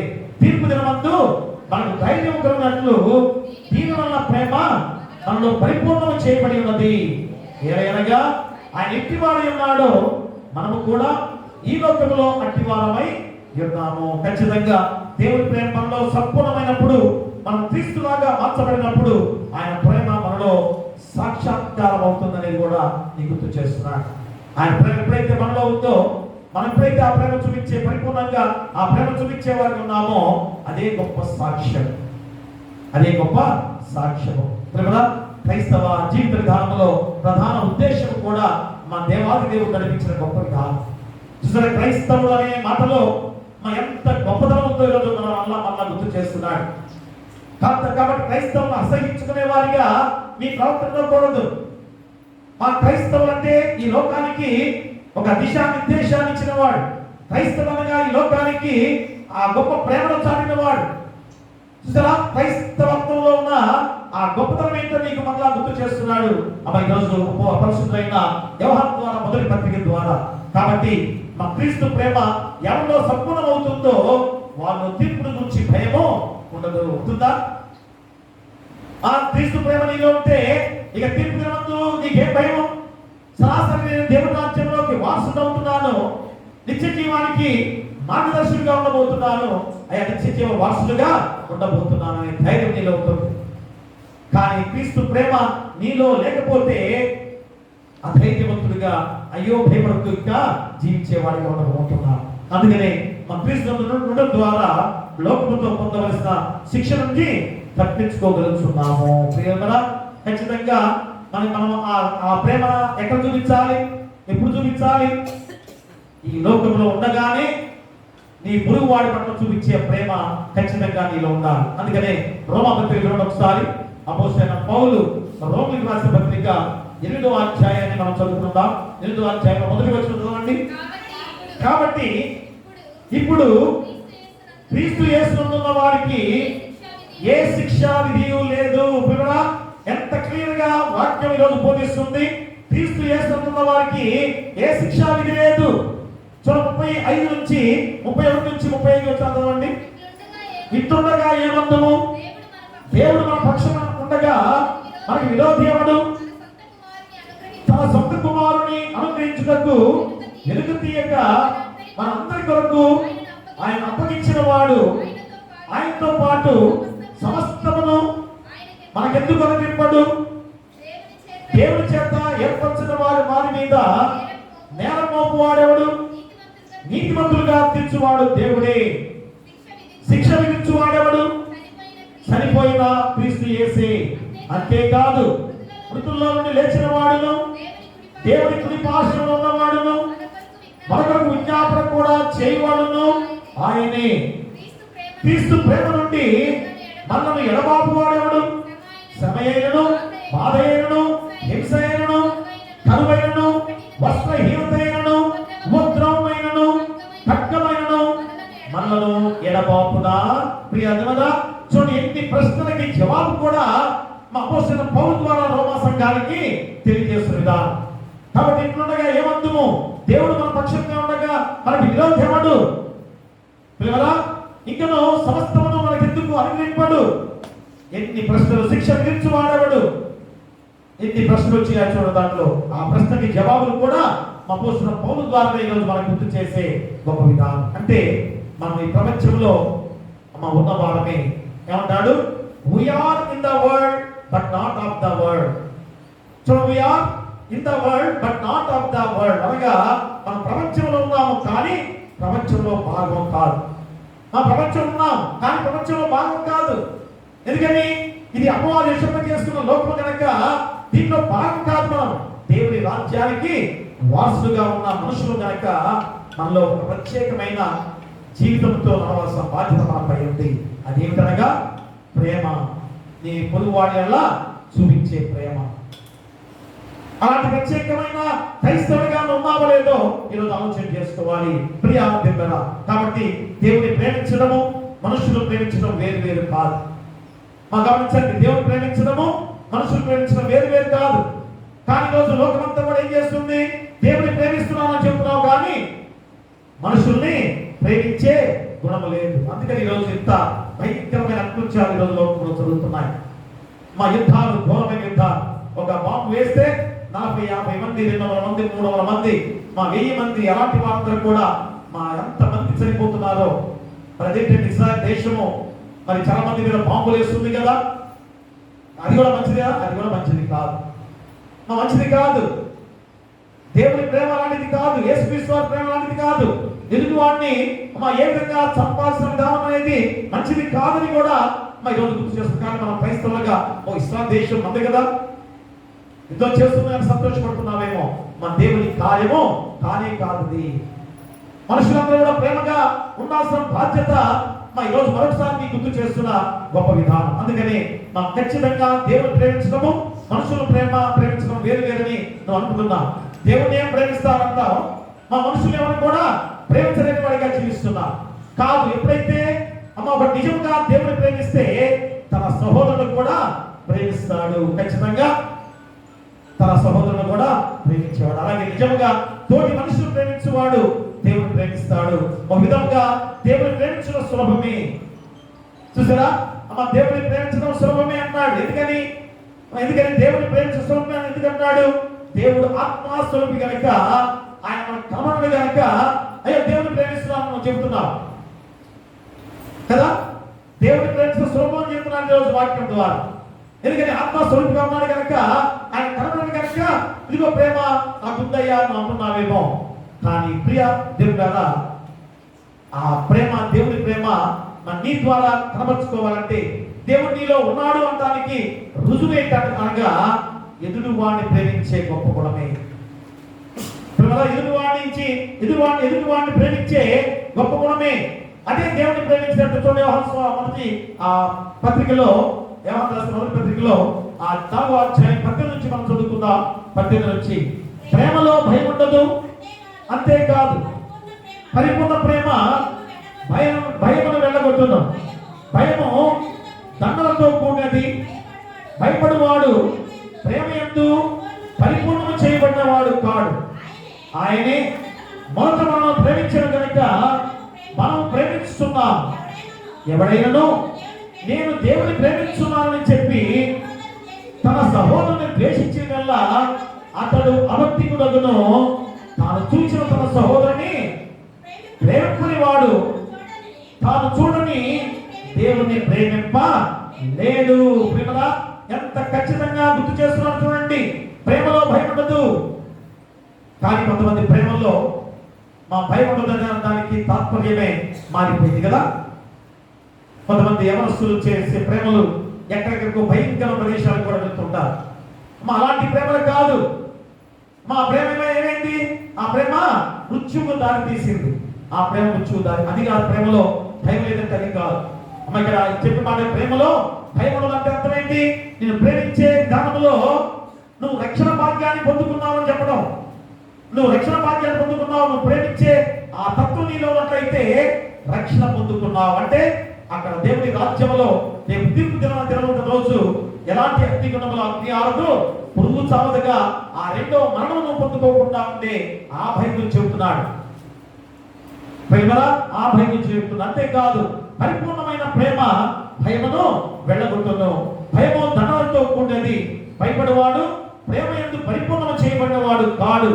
ఆయనే మొదట మనం ప్రేమించిన కనుక మనం ప్రేమిస్తున్నాం.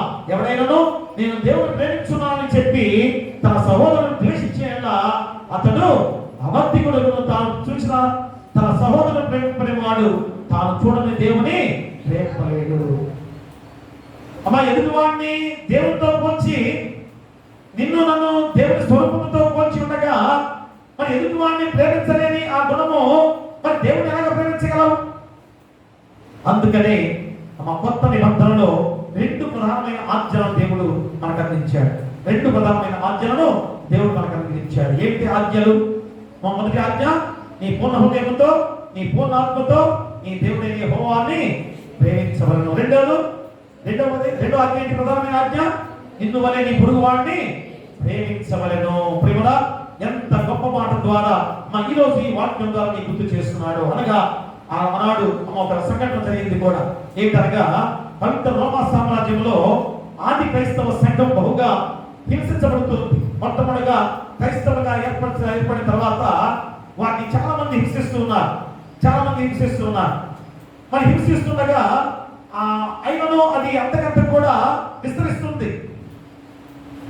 ఎంతగా క్రైస్తవులు హింసిస్తున్నారో అంతకంతకు విస్తరిస్తుంది క్రైస్తవ్యం. ఈ రోమా చక్రవర్తులకి అర్థం కాల, ఏంటిది, అయ్యో మనం ఇంతగా వారిని హింసించినా కానీ క్రైస్తవం ఇక్కడ వ్యాప్తి చెందుతుందే, ఏమిటి అని చెప్పేసి కొంతమంది అధికారులని పంపించారు. అది ఎంక్వైరీ చేయండి, ఎందుకని మీరు ఇలాగా ఇంత చిత్రహింస చేసినా కానీ క్రైస్తవం ఇంతగా అభివృద్ధి చెందుతుంది, ఏంటి దీనిలో మూలం ఏంటో కనుక్కోండి అని పంపిస్తే ఏముందమ్మ వాళ్ళు ప్రేమ కలిగి జీవించే వారిగా ఉన్నారు.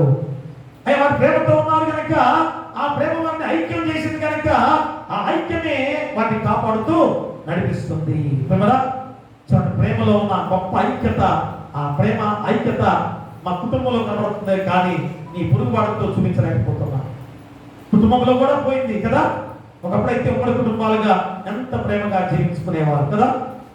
ఈరోజు ఆ కుటుంబాల్లో కూడా ప్రేమలు పోయాయి. విడివిడిగా ఉంటేనే మంచిది అనుకునే జీవితంలోకి మారిపోయాయి. ఎందుకంటే ఇంట్లో ఉండి కొట్టుకునే కదా దూరంగా ఉంటే మంచిదిరా అని అనుకుంటున్నారు అందరూ కూడా. అంటే ప్రేమ ఎంతగా తగ్గిపోయిందో ఆలోచన చేస్తున్నావా? మా ప్రేమ మనలో లేకుండా ఎలాగా చేసుకున్నామా ఈరోజు గుర్తు చేసుకున్నామా? కాబట్టి ప్రియ దేవుని కదా అది క్రైస్తవ జీవిత కాలంలో ఖచ్చితంగా నరనరాల్లో కడకనాల్లో అడుగడుగున్నా మిలితమైన దైవిక ప్రేమ మనలో ఉంది కనుక మనందరం ఎలా ఉండాలి? ఏక మనస్కులుగా, ఏక హృదయములుగా, ఏకాత్మతో, ఏక జన్మగా, ప్రేమజనులుగా జీవించాల్సిన బాధ్యత మనపై ఉంది. ఉండాలంటే ఏక ఆత్మ హృదయం కలిగిన వారిగా జీవిస్తున్నామా? దేవుడు కదా. అందుకే 9వ వచనంలో చదవండి, 4వ అధ్యాయం 9వ వచనంలో, మనము ఆయన ద్వారా జీవించినట్లు దేవుడు తన అద్వితీయ కుమారుని లోకములోనికి పంపాడు. దీని వలన దేవుడు మన యందు ఉంచిన ప్రేమ ప్రత్యక్షపరచబడేను. మనము దేవుని ప్రేమించినది కాదు, తానే మనల్ని ప్రేమించి మన పాపములకు ప్రాయశ్చిత్తమై ఉండుటకు తన కుమారుని పంపాను. ఇందులో ప్రేమ ఉన్నది. అదే చాలా ఉంది చూడండి. అక్కడ మనము ఆయన ద్వారా జీవించినట్లు దేవుడు తన అద్వితీయ కుమారుని లోకంలోకి పంపాడు. దీనివల్ల దేవుడు మన యందు ఉంచిన ప్రేమ ప్రత్యక్షపరచబడేను. మనం దేవుని ప్రేమించినమని కాదు, తానే మనను ప్రేమించి మన పాపములకు ప్రాయశ్చిత్తమై ఉండుటకు తన కుమారుని పంపాను. ఇందులో ప్రేమ ఉన్నది. ప్రియులారా, దేవుడు మనలను ఇలాగ ప్రేమింపగా మనం ఒకరినొకరు ప్రేమింపబద్ధులమై ఉన్నాము. చూసారా, దేవుడు ఇంతగా నిన్ను ప్రేమించేలాగా రక్షణ చేసేవాడు. ఆ రక్షణ నువ్వేం చేయాలి? రక్షించబడ్డ నువ్వేం చేయాలి? ఒకరి ఒకరు ప్రేమ కలిగిన వారిగా జీవించాలి. అదే అన్న ప్రియులారా, దేవుడు మనలను ఇలాగ ప్రేమింపగా మనం ఒకరినొకరు ప్రేమబద్ధులమై ఉన్నాం. ఏ బాధలను దేవుడు ఎప్పుడు చూచి ఉండలేదు. మనం ఒకరినొకరు ప్రేమించిన దేవుడు మన యందు నిలిచి ఉండను, ఆయన ప్రేమ మన యందు సంపూర్ణమగును. చూసారా, దేవుడి ప్రేమ మనలో ఉంటే సంపూర్ణమైన వారిగా, దేవుడు మనలో నివసించిన వాడిగా ఉండే గొప్ప విధానం ఈరోజు. కాబట్టి ఎప్పుడైనా గమనించండి, నీ పొరుగు వాడి పట్ల ఏ మాత్రం ద్వేషము కనపరచకూడదు. ప్రేమ ఏ మాత్రం కూడా కర్కశ హృదయంతో ఉండవు. ఎదుటి వాడిని ప్రేమించే గుణము కలిగి ఉన్నట్లయితే ద్వేషిస్తావా? ఎంత ప్రేమ ఈరోజు ఎదుటి వాడిని ప్రేమించే ఆ తత్వం మనలో ఉన్నట్లయితే మా గొడవలు వస్తాయా? ప్రతిరోజు కక్షలు కాకుండా ఉండగలమా? ప్రియా దేవుడా, అందుకని వ్యవహారం రాసిన మా విధానంలో చూడండి, అక్కడ ఆజ్ఞల దేవుడికి, అందుకని 2 ప్రధానమైన ఆజ్ఞలుగా యేసుక్రీస్తు వారు కొత్త నిబంధనలో మనకి ఇచ్చిన గొప్ప ఆజ్ఞలే ఈ ఆజ్ఞలు. చూడండి, యోహాను సువార్త 13వ అధ్యాయంలో చూడండి, 13వ అధ్యాయము 34 నుంచి మనం చదువుకున్నట్లయితే, మీరు ఒకరినొకరు ప్రేమింపవలనని మీకు కొత్త ఆజ్ఞ ఇస్తున్నాను. నేను మిమ్మల్ని ప్రేమించినట్టే మీరును ఒకరినొకరు ప్రేమింపవలెను. ప్రియారా, మీరు ఒకరు ప్రేమ గల వారైన ఎడల దీన్ని బట్టి మీరు నా శిష్యులని అందరూ తెలుసుకుందరు. చూసారా ఎంత గొప్ప ఆజ్ఞ! దేవుడు యొక్క కొత్త నిబంధనలో యేసుక్రీస్తు ద్వారా మనకి ఇచ్చిన గొప్ప విధానం. మీరు ఒకరినొకరు ప్రేమింపవలనని మీకు కొత్త ఆజ్ఞ ఇస్తున్నాను. చూసారా, 2 ఆజ్ఞల్లో ప్రధానమైన ఆజ్ఞలుగా కుదించిన ఆజ్ఞలు ఈరోజు మా 10 ఆజ్ఞలు ఉన్నాయి, తర్వాత ధర్మశాస్త్రం ఉంది. ఇవన్నిటికన్నా ఇంకా గురించి 2 ఆజ్ఞలు ప్రధానంగా దేవుడు ఏర్పాటు చేశాడు. ఆ 2 ఆజ్ఞలు కనుక మొట్టమొదటి నీ పూర్ణ హృదయంతో, నీ పూర్ణ ఆత్మతో నీ దేవుడైన యెహోవాను ప్రేమించాలి. ఎలాగ ప్రేమిస్తాం? అదే 2వ ఆజ్ఞ ద్వారా నిరూపించుకునే విధానం. ఆ ప్రేమ ఎలాగా? నువ్వు దేవుడిని ప్రేమించేవాడు ఎలాగ చూపించగలవు? అమ్మా, నీ పొరుగు వాడి పట్ల నువ్వు చూపించే ప్రేమే ఆ దేవుడిని ప్రేమించినట్లని ఈరోజు ఆ 2 ఆజ్ఞలు పరిపూర్ణంగా ఎలాగ సంపూర్ణమైన విధానంలో ఉండాలో నీ గుర్తు చేస్తున్నాడు. కాబట్టి మా ప్రేమ రక్షణకు నిదర్శనము. చూసారా, ప్రేమ నీలో ఉంటే నువ్వు రక్షించబడతావని గుర్తు చేస్తున్నాడు. అలాగా నీ పొరుగు వాడి పట్ల చూపించే ప్రేమ ద్వారా రక్షణ భాగ్యం నడిపించబడతాం. ఇక 2వది, మా సహోదరుని ప్రేమించడం ద్వారానే నిత్య జీవము. రక్షణ ఎలాగ పొందుకోగలవు? నువ్వు రక్షణ పొందుకున్నావు అంటే ఎలాగా? నీ సహోదరుని ప్రేమించడం ద్వారానే ఆ నిత్య జీవం. చూడండి, లూకాసు వార్త 16వ అధ్యాయము 25వ వచనాన్ని మనం చదువుకున్నట్లయితే, అందుకు అబ్రహాము కుమారుడా, నీవు నీ జీవితకాలమందు నీకు ఇష్టమైనట్టు సుఖము అనుభవించితివి, అలాగుననే లాజరు కష్టము అనుభవించరని జ్ఞాపకం చేసుకున్నాము. ఇప్పుడైతే వాడు ఇక్కడ నెమ్మది పొందుతున్నాడు, నీవు యాతన పడుతున్నావు. ప్రేమరా, చూడండి, సహోదరు ప్రేమ నీలో లేకపోతే, మా పొరుగువాడి ఎడల నువ్వు ప్రేమ చూపించకపోతే ఎంత భయంకరమైన ఉగ్రత, ఎంత భయంకరమైన యాతన నీకు కలుగుతుందో మన యొక్క జీవితాన్ని ముందుగానే ఈ ఉపమానం ద్వారా దేవుడు మనందరికీ సిద్ధపరిచిన గొప్ప విధానం. చూసారా, నీ జీవితం ఎలా ఉండాలో, ఈ లోకంలో జీవించే నీ స్థితి ఎలా ఉండాలో చక్కటి ఉపమానం ద్వారా దేవుడు గుర్తు చేస్తున్నాడు. అదే ఇద్దరి మనస్తత్వాలు మనుషుల గురించి ఈరోజు నీకు గుర్తు చేసే వాక్యం. దీనిలో ఎలాగా 2 వ్యక్తులు ఉన్నారు. ఎవరు? ఒకడు ధనవంతుడు, 2వ వాడు నిత్య దరిద్రుడిగా ఉన్న బీదలాజరు. ఒకడేమో యెహోవా జీవిత యాత్రలో ప్రేమించని ధనవంతుడు, దేవుని ఎరగని ధనవంతుని జీవితము. 2వ వాడేమో దేవుడే నాకు సహాయమని అర్థమిచ్చే పేద నిర్భాగ్య లాజరు యొక్క జీవితము. చూసారా, ఒకడేమో ఎంత ధనం ఉంది, ఎంత ఆస్తి ఐశ్వర్యం ఉంది, కానీ దేవుడిని ప్రేమించలేని వాడిగా ఉన్నాడు. ఒకడేమో దేవుడే నాకు సహాయం అని అర్థమిచ్చే విధంగా పేద నిర్భాగ్య జీవితాన్ని జీవించే లాజరు జీవితాన్ని గుర్తు చేస్తున్నాడు. ఇద్దరు కూడా చక్కగా జీవించిన వారే, ఇద్దరు లోకంలో ఉన్నవారే. జీవించడం అంటే భారత్లో జీవించడం అది వేరు, ఇక్కడ జీవించడం అంటే వేరు అర్థం. రోజు చక్కని ఆహారం దగ్గరగా జీవించమనే మాట కాదు, మనకి ఆధ్యాత్మికంగా చెప్పుకునే విధానం. దేవుని రాజ్యానికి అడుగుపెట్టే జీవితం, దేవుని రాజ్యంలో నిత్యరాజ్యవాసుగా ఉండే జీవితం, ఆ గొప్ప జీవితాన్ని గురించి చెప్తున్నాడు. అంతేగాని ఈరోజు చక్కగా తినుము తాగు చికిత్సలాగా నాకుంది అదే ధనవంతుడి జీవితం. దేవుని ఆధ్యాత్మికంగా జీవించే జీవితం లాజరు జీవితం. ఎవరున్నారు దేవుని రాజ్యంలో? ఎవరు దేవుని రాజ్యంలో ధనం పొందుకున్నాడు? ఎవరు గొప్పగా ఆధిక్యతలో ఉన్నవాడు? బీదలాజరే. అయ్యో, నేను ఏం లేని వాడిని, నువ్వు బాధపడుతున్నావా? నువ్వు ఉన్నదానిలోనే నీతిగా జీవిస్తే, ఉన్నదానిలోనే న్యాయంగా ఉన్నట్లయితే, ఉన్నదానిలోనే మంచి గుణలక్షణాలతో జీవించిన వాడిగా ఉన్నట్లయితే దేవుడి రాజ్యానికి వారసుడు నీవే. అందుకని ధనవంతుడు బీదలాజరు యొక్క ఉపమానాన్ని దేవుడు ఎంత చక్కగా గుర్తు చేస్తున్నాడు. ధనవంతుడు పాతాళంలో బాధపడేందుకు పంపబడ్డాడు, ఇద్దరు ఒకేసారి మరణించారు. చూడండి, ఇక్కడ ధనవంతుడేమో పాతాళంలో బాధపడేందుకు పంపబడ్డాడు, ప్రేమించేందుకు జీవితకాలం ఇవ్వగా సుఖభోగాలతో గడిపే దేవుడిగా భావించాడు ధనవంతుడు. చూసారా, ఈ లోకంలో జీవించిన ఆ ధనవంతుడు ఎలా ఉన్నాడు? సుఖభోగాలతో గడిపే దేవుడిగా భావించాడు ఆ ధనవంతుడు. పొరుగువాడిని కానీ దేవుని కానీ చూడలేని వాడిగా ఉన్నవాడు. అందుకే పాతాళంలో నిత్య బాధకు అప్పగించబడ్డాడు. చూసారా, ఈ లోకంలో జీవించే జీవితాన్ని నీకు ఒక ఆదర్శంగా చూపిస్తున్నాడు దేవుడు. ఈ లోకంలో జీవించే ఈ జీవితమే పరలోక రాజ్యానికి ఆదర్శమైన దానం. కాబట్టి ఇప్పుడు నువ్వు జీవించే జీవితాన్ని ఒకసారి ఆలోచన చేసుకోవాలి. ఇప్పుడే నువ్వు నడిచే నడక, నీ ప్రవర్తన, నీ గుణలక్షణాలని ఒక్కసారి ఆలోచన చేసుకోవాల్సిన బాధ్యత నీపై ఉంది. లేదంటే ఎప్పుడు చివరిలో లేకపోతే అందరూ బతుకుతారు కదా, అందరూ కూడా దేవుని రాజ్యానికి వెళ్తున్నాం కదా, వెళ్తాంలో మేము కూడా అనుకుంటున్నావా? కాదు, తీర్పు సమయం ఉంది, తీర్పు దినం ఉంది. ఆ తీర్పు దినంలోకి రాకుండా ఈ లోకం ఉండగానే నువ్వు చేయాల్సిన గొప్ప కార్యమే ఈరోజు ధనవంతుడు వీరరాజు యొక్క ఉపమానం. ఎందుకంటే పరలోక యాత్ర భూలోకమంతే ప్రారంభమవుతుందని ఈరోజు నేను గుర్తు చేస్తున్నాడు. మా పరలోకానికి నువ్వు వెళ్ళాలంటే, పరలోక రాజ్యానికి వారసు కావాలంటే, నిత్య జీవం పొందుకోవాలంటే ఈ భూలోకంలో నువ్వు చేయాల్సిన కార్యము చాలా ఉంది. అది దేవుని ఆజ్ఞలను విస్మరించి నిర్లక్ష్యం ఉంచి స్వార్థ చిత్తములతో సుఖభోగాలతో గడిపిన ఆ ధనవంతుడి యొక్క జీవితము ఎంత అవకాశాన్ని కోల్పోయాడో, ఎంత సమయాన్ని కోల్పోయాడో, ఎన్ని మార్గాలు దుర్వినియోగం చేసుకున్నాడో కళ్ళకు కట్టినట్టు ఈరోజు ఉపమానంలో నీకు గుర్తు చేస్తున్నాడు. ఎలా చూడండి, ఒక 19వ వచనంలో ధనవంతుడు ఒకడు ఉండేను, అతడు ఊదారంగు బట్టలను సన్నపునార వస్త్రము ధరించుకొని ప్రతిదినము బహుగా శ్రమపడుచున్నవాడు. చూసారా, ఎంత దర్జా ఊదారంగు వస్త్రాలు, ఎంత సన్నపునార వస్త్రాలు, ఊదారంగు బట్టలను సన్నపునార వస్త్రాలు అంటే కోటీశ్వరుడు ధరించే వస్త్రాలు.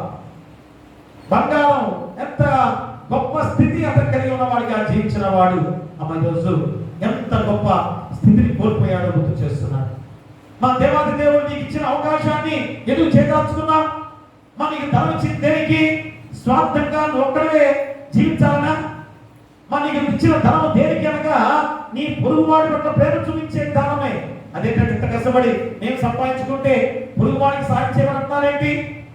ప్రియా దేవుడా, ఖచ్చితంగా దేవుడు నీకు సహాయం చేశాడంటే, దేవుడు నిన్ను ఒక గొప్ప స్థితిలో ఉంచాడంటే, మా దేవుడి ఆధిక్యతలో ఉంచాడంటే అర్థమైంది నీ పొరుగు వాడి పట్ల ప్రేమ చూపించే గుణము నీలో కలిగి ఉండాలి.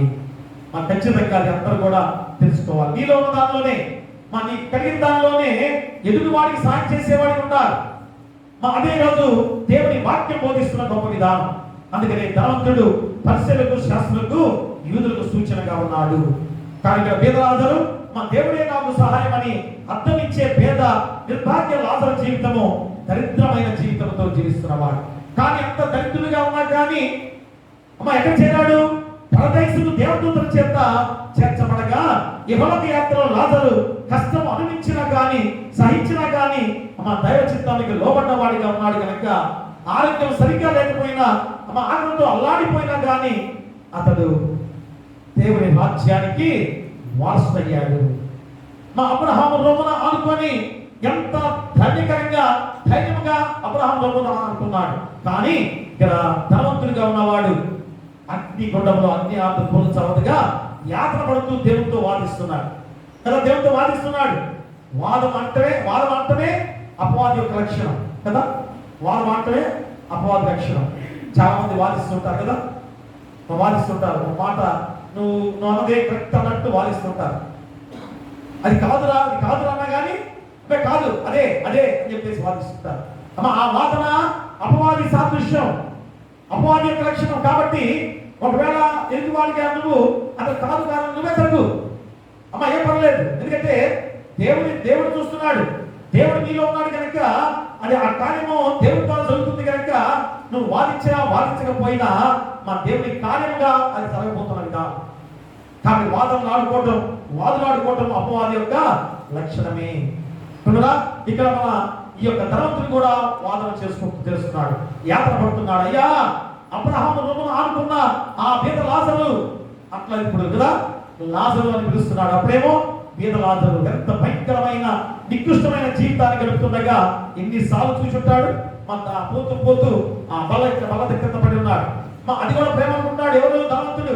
అయ్యా నేను అదిగో పెద్దవాడు నా బల కింద పడి రొట్టె ముక్కలు చెప్తున్నాడు కదా, అది ప్రేమ చూపించినట్టే. అమ్మ ఇక్కడ అర్థం ఏంటి? దయ చూపించాడు, కనికరం చూపించాడు, కానీ ప్రేమ లేదు. అదేంటి? దయ ఏంటి, ప్రేమ ఏంటి? మా రెండు వ్యత్యాసమా? వ్యత్యాసమే. మా దయ వేరు, కనికరం వేరు, ప్రేమ వేరు కదా. ఎందుకని అంటాను ఈ రెండు వేరు వేరని? మనం ఏం చేస్తాం? దారిలో పోతుండగా అతనికి ప్రమాదం జరిగింది, కాలు గాయమైంది, రక్తం కారుతుంది. అయ్యో అయ్యో రక్తం కారుతుంది, అదే దాన్ని ఏమంటారు? దయ, కనికరం అంటారు. కానీ ఏం చేయాలి? అయ్యో రక్తం కారుతుంది కనుక పరిగెత్తుకుంటూ వెళ్ళిపోయి ఏం చేయాలి? అమ్మా నువ్వు నీ చేత సహాయంగా అతను ఏదో ఆ రక్తం కారకుండా కట్టు కట్టి ఆ గాయాన్ని కట్టి ప్రేమగా తీసుకెళ్లి అతన్ని సేదతీర్చేదే ప్రేమ. ప్రియా, ఈరోజు ఈ ధనవంతుడికి దయ ఉంది కానీ కనికరం ఉంది కానీ ప్రేమ లేదు. మా రోజు నా బల కింద ఆ రొట్టె ప్రేమ తింటున్నాడే అని అనుకుంటూ పోతున్నాడే, కానీ ప్రేమరా ఏ మాత్రం కూడా ప్రేమ చూపించకుండా అయ్యో నాకు ఇంత ధనం ఉంది, ఐశ్వర్యం ఉంది, అతను నాకులాగా నాకు సహానుభవుడిగా నేను తీర్చిదిద్దవచ్చు కదా, నాకున్న డబ్బుతో అతనికి ఏదైనా ఉద్యోగం ఇప్పించి నాకు గొప్పవాడిగా నేను చేయొచ్చు కదా మా అనుకుంటారా ఈ లోకం? ఆ విధంగా ఆలోచన చేస్తుందా? ప్రియా దేవుడా, కాబట్టి ఈరోజు అమ్మ ఈ ధనవంతుడికి దేవుడు ఐశ్వర్యాన్ని ఇచ్చాడు, ఆరోగ్యాన్ని ఇచ్చాడు, కష్టమైన జీవితాన్ని ఇచ్చాడు, పెద్ద కుటుంబాన్ని ఇచ్చాడు. ఎందుకని? పెద్ద కుటుంబాన్ని ఎలా చూపించాడు? దాంట్లో పెద్ద కుటుంబాన్ని 27వ వచనంలో చూపిస్తున్నాడు చూడండి. అక్కడ ఏమన్నాడు? అప్పుడు అతను తండ్రి అలాగైతే నాకు 5 సహోదరులు ఉన్నారు అంటే ఎంత గొప్ప కుటుంబమో ఈరోజు గుర్తు చేస్తున్నాడు. మరి తగిన సమయం ఇచ్చాడు, చనిపోయేంత వరకు కూడా నీకు అవకాశం ఇచ్చాడు కదా. చిన్నప్పటి నుంచి కూడా ఐశ్వర్యంలో తలదూకుతున్న వారు హెచ్చరికతో కూడిన వాక్యం. మా డబ్బుతో తలదూకున్న వారికి హెచ్చరికతో కూడిన వాక్యం. మరి దేవుడిని ప్రేమిస్తున్నామని చెప్పి చెప్తారు. ఎందుకని? దేవుడి కార్యాలు చేస్తారు. ఇదిగో 10,000 లేక 1,00,000 ఇదిగో దేవుడి కార్యానికి ఖర్చు పెట్టండి అంటారు కదా. ప్రియా, అదేంటి? గొప్పదనం పరీక్షలే, కానీ మన నీ ప్రేమ ఏ విధంగా చూపించలేని విధానము నీ పొరుగువాడి పట్ల చూపించేదే ప్రేమ. నీ పొరుగువాడు కష్టాల్లో ఉన్నప్పుడు వాడిని గట్టికిచ్చేదే ప్రేమ. కాబట్టి అలాంటి ప్రేమ అమ్మ ఇతరులో లేదు. ఎందుకంటే దేవుని వాక్యం తెలిసిన వాడే. ఎందుకని? మా అబ్రహాం ఏమన్నాడు అక్కడ? తండ్రి అని పిలుస్తున్నాడు. మా విశ్వాసులు తండ్రిగా ఉన్న అబ్రహాంని తండ్రి అని సంబోధిస్తున్నట్టు అర్థం ఏంటి? మనం దేవుని వాక్యం తెలిసిన వాడే. చూడండి, క్రైస్తవులుగా ఉన్నవారు కూడా మనం కూడా ఏ విధమైన పొరుగు వాడికి సహాయం చేయలేని వాడిగా జీవిస్తున్నామంటే అన్యులుగా ఉన్న వారు ఎలా సహాయం చేస్తారు? కాబట్టి ఈరోజు అన్ని వసతులు కలిగి దేవుని బిడ్డ అయిన ధనవంతుడు తన పొరుగు వారికి సహాయపడలేని జీవితం ద్వారా నిత్య యాత్ర పడుతూ స్థలంలోకి వెళ్ళి ఉన్నాడు. చూసారా, ఈ లోకంలో ఆ జీవించిన జీవితమే ఆ తీర్పు దినం ద్వారా నిత్య యాత్ర పడే స్థలంలోకి అగ్ని ఆరదు పురుగు చావదుగా కేకలు పెడుతున్నాడు. సమయం ఉందా? మరి ఇప్పుడు సమయం ఉందా? ఇప్పుడైతే సమయం ఉంది మరి కదా. మరి ఇప్పుడు ధనవంతుడికి సమయం ఉందా? లేదు, అయిపోయింది. కానీ ఈ రోజు నీకు నాకు మనందరికి కూడా ఆ సమయం ఉంది. ఈ సమయం ఉండగానే నీ ఇల్లును చక్కదిద్దుకో. ఈ సమయం ఉండగానే నీ జీవితాన్ని మార్చుకో. మార్చుకోకపోతే ఈ యొక్క ధనవంతుడి యొక్క స్థితి ఎలా ఉందో అలాగే నీ స్థితి కూడా ఉండబోతుందని ఎంత కళ్ళగట్టినట్టు ఈ యొక్క ఉపమానాన్ని దేవుడు మనకి గుర్తు చేస్తున్నాడు. కాబట్టి మా ధనవంతుడికి పేరు లేదు, లాజరు మాత్రమే పేరుంది. మా ఇరువురు మరణించారు, మరణంలో కూడా వ్యత్యాసం ఉంది. ఎలాగా? ఇరువురు వారి వారి గమస్థానం చేర్చబడ్డారు. అంటే ధనవంతుడేమో సమాధిలో పాతి పెట్టబడ్డాడు, కానీ లాజరుని ఏం చేశారు? ఏమైంది? దేవదూతలు కొనుక్కోబడ్డారు. సరే, అంటే ఆల్రెడీ ఈ లోకం ఉండగానే రక్షణ పొందుకున్నాడు కనుక మా సరాసరి మరణించిన వెంటనే ఆ ఆత్మ దేవుడు దేవుని దూతం ద్వారా కొనుక్కోబడి దేవుని రాజ్యంలో ఏర్పాటు చేశాడు. ఈరోజు నీవు కూడా ఈ లోకంలో ఉండగానే రక్షణ పొందుకున్నట్లయితే ఆ రక్షణ ఎలాగా? మా రక్షణ ఎలాగా? దేవుడు నమ్ముకున్నావు కనుక నేను రక్షణ పొందుకున్నాను అంటావు నువ్వు? మాకు కాదని. రక్షణ పొందుకున్నావు అంటే అర్థం ఏంటి? నీ పొరుగువాడిలో చూపించే ప్రేమ, నీ పొరుగువాడి మీద చూపించే ప్రేమ ద్వారా ఆ ప్రేమ నీలో ఉండే ఆ ప్రేమే నేను రక్షణలో కనిపిస్తున్నా. ఆ రక్షణే రేపు పరలోక రాజ్యంలో అగ్ని ఆరు పురుగు చావదగా ఉండకుండా నిత్య జీవానికి మార్గంగా చేస్తున్న విధానం. చూడండి, దేవతలు కొనుక్కోబడ్డారు. మా ధనవంతుడు యాత్ర పడుతున్నాడు కానీ దప్పికతో బాధపడుతున్నాడు, కానీ లాజరు అబ్రహాములో ఆదుకొని ఎంత సంతోషంగా ఉన్నాడు. మా ధనవంతుడు వాదిస్తున్నాడు, లాజర్కి వాదంతో ప్రమేయం లేదు, సమాధానంతో సంతోషంగా జీవిస్తున్నాడు. ఎందుకంటే బాధపడుతున్నాడు ధనవంతుడు.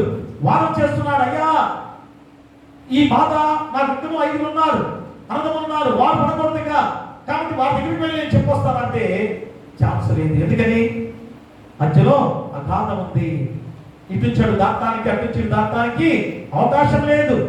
కాబట్టి ఇద్దరి మధ్య వ్యత్యాసం అగాధము చోటు చేసుకుంది ప్రియమరా. కాబట్టి ఆ సమయము మనకి ఇంకా రాలేదు కనుక, మా సమయంలో మన ఇంకా ప్రవేశించలేదు కనుక మా దేవుడు ఎంతో చక్కగా నీకు మంచి అవకాశాన్ని దేవుడు ఇచ్చాడు. మా మంచి అవకాశాన్ని దేవుడు నీకు ఇచ్చాడు. కాబట్టి ఆ అవకాశాన్ని మా సద్వినియోగం చేసుకోవాల్సిన బాధ్యత నీపై ఉంది. సద్వినియోగం చేసుకోవాల్సిన బాధ్యత నీపై ఉంది. ఖచ్చితంగా అలాంటి బాధ్యత మా కలిగి జీవించే గొప్ప విధానం ద్వారా మా ఈరోజు అతని కురుపులు కుక్కలు మాగటం, ధనవంతులు చూస్తూ సహించడం అది ప్రేమ నిదర్శనమని భ్రమపడ్డాడు. పాపం లాజరు ఏమంటున్నాడు, ఏ మాత్రం అతనిలో బాధ లేదు, కక్ష లేదు. ధనవంతుడు చూడు ఎలాగున్నాడు అని ఇష్టపడ్డాడా? ఏ మాత్రం ఇష్టపడలేదు. మా కుక్కలు లాగుతున్నాయి. మరి ధనవంతులు చూస్తూ సహించడం కూడా అది కూడా ప్రేమ అనుకుంటున్నాడు. ధనవంతుడు సరిగ్గా అక్కడ ప్రదేశంలో ఉండనిచ్చాడు కదా, అతని యొక్క బల దగ్గర కూర్చొనిచ్చాడు కదా, కాబట్టి ధనవంతుడు నా మీద ప్రేమ చూపిస్తున్నాడు అనుకున్నాడే కానీ ఏ మాత్రం కూడా ఆ ధనవంతుడి మీద ఈర్ష్య, అసూయ, ద్వేషాలు అతనిలో కలగలేదు. మిగిలిన ముక్కలు పడవేయటము ప్రేమను పంచడమే అనుకున్నాడు. అయ్యో మిగిలిన ముక్కలు తినబడ్డాయి కదా, అవి తినటం కూడా ధనవంతుడు చూపించిన ప్రేమ అని చెప్పేసి భావించాడు. ఇంకా తన లేమిని గురించి ఏ మాత్రం కూడా చింతపడలేదు. అయ్యో నేను ఎంత లేనివాడిగా ఉన్నాను, ఆ ధనవంతుడు అంత గొప్పవాడిగా ఉన్నాడే అని ఏ మాత్రం కూడా అతను అనుకోలేదు. చూసారా ఎంత గొప్ప జీవితమైన విధానంలో మరి అతను ఎలాంటి ప్రేమ కలిగిన వాడిగా జీవిస్తూ ఇదిగో ఈ జీవితము దేవుని చిత్తమైంది కనుక మరి దేవుడు నన్ను ఏ రీతిగా ఉంచాడో ఆ రీతిగానే జీవించేవాడిగా నేను ఉండబోతున్నాను అని తీర్మానం చేసుకొని మా లాజరు ఏ మాత్రం తప్పు చేయకుండా, ఏ నీతిని తప్పకుండా, ఎలాంటి తప్పు విధానంలో ఉండకుండా నీతిగా జీవించాడు. అంటే శరీరం ఎంత బలహీనపడిపోయినా కానీ, శరీరం ఎంత కూలిపోయినా కానీ ఆత్మ పరిశుద్ధమైనదిగా చేసుకున్నాడు. ప్రేమరా, ఈరోజు నీ యొక్క జీవితము ఎంత ఆరోగ్యంలో ఉన్నా కానీ, ఎంత బలహీనమైనా కానీ నీ ఆత్మ ద్వారా పరిశుద్ధమైన జీవితాన్ని గడిపే గొప్ప విధానం ద్వారా నువ్వు రక్షించబడతావని గుర్తు చేస్తున్నాడు. కాబట్టి ఈరోజు మనం చాలా జాగ్రత్తగా ఆలోచన చేసుకొని క్రైస్తవులుగా ఒకరినొకరు ప్రేమించడం మనకు దేవుడిచ్చిన ప్రధానమైన ఆజ్ఞలు. రెండవదిగా మొదటిగా దేవుని ప్రేమించే ఆజ్ఞగా దేవుడు చెబుతున్నాడు. అదే మత్తయి సువార్త 22వ అధ్యాయంలో 36 నుంచి 40 వచనాల్లో మీరు దగ్గర చూసుకోండి. ఈ ప్రధానమైన ఆజ్ఞలు దేవుడు మనకు అనుగ్రహింపజేసిన గొప్ప విధానం కనుక ప్రేమ లేకుండా నువ్వు ఎన్ని అర్హతలు కలిగినప్పటికీ వ్యర్థమే. ప్రేమ లేకుండా నువ్వు ఎన్ని అర్హతలు కలిగి ఉన్నా కానీ వ్యర్థమే. చూడండి, కొరింథీయులకు రాసిన మొదటి పత్రిక చూడండి ఒకసారి. అపోస్తలుడైన పౌలు కొరింథీయులకు రాసిన మొదటి పత్రిక 13వ అధ్యాయము 1-2 వచనాలు చదువుకుందాం. మనుషుల భాషలతోనూ దేవదూతల భాషలతోనూ నేను మాట్లాడినను ప్రేమ లేని వాడనైతే గురోగలి కంచును గడగడవాడి ప్రాణమై ఉండును. ప్రవచించు ప్రభావం కలిగి మర్మములన్నీయు జ్ఞానవంతియు ఎరిగిన వాడనైనను, కొండలను ప్రేమింపగల పరిపూర్ణ విశ్వాసం గల వాడనైనను ప్రేమ లేని వాడనైతే నేను వ్యర్థుడను. బీదల పోషణ కొరకు నా ఆస్తి అంతయు ఇచ్చినను, కాల్చబడుటకు నా శరీరమును అప్పగించినను ప్రేమ లేని వాడనైతే నాకు ప్రయోజనమేమియు లేదు. ప్రేమ దీర్ఘకాలం సహించును, దయ చూపించును. ప్రేమ మత్సరపడదు, ప్రేమ తప్పముగా ప్రవర్తించదు, అది ఉప్పొంగదు, అమర్యాదగా నడవదు, స్వప్రయోజనం విచారించకూడదు, త్వరగా కోపపడదు, అపకారమును మనస్సులో ఉంచుకోదు. చూడండి ఎన్ని మాటలు మా ప్రేమ గురించి ఇచ్చిన గొప్ప మాటలు. కాబట్టి ఈరోజు ఖచ్చితంగా ఏమంటాడు ఆ 3వ వచనంలో, బీదల పోషణ కొరకు నా ఆస్తి అంతయు ఇచ్చినను. నీ ఆస్తి అంతా ఇచ్చేసే బీదల కొరకు ప్రేమ లేకపోతే వ్యర్థమే. నీ శరీరాన్ని కాల్చుకున్నా కానీ ప్రేమ లేకపోతే వ్యర్థమే. చూసారా, ఆ ప్రేమలో ఉన్న గొప్పతనం ఏంటో నీకు గుర్తు చేస్తున్నాడు. కాబట్టి ఈ రోజు నువ్వు చేయాల్సిన కర్తవ్యం ఏంటనగా ఖచ్చితంగా నీ పొరుగు వారి అన్న ప్రేమ చూపించేవాడిగా ఉండాలి. ఎక్కడైనా పొరుగు వారి అవసరంలో మనం సహాయపడుతూ ప్రభు ఆజ్ఞలు గైకొనే వాడిగా ఉండాలి. మొదటి ఆజ్ఞ బాగా పాటిస్తున్నారు.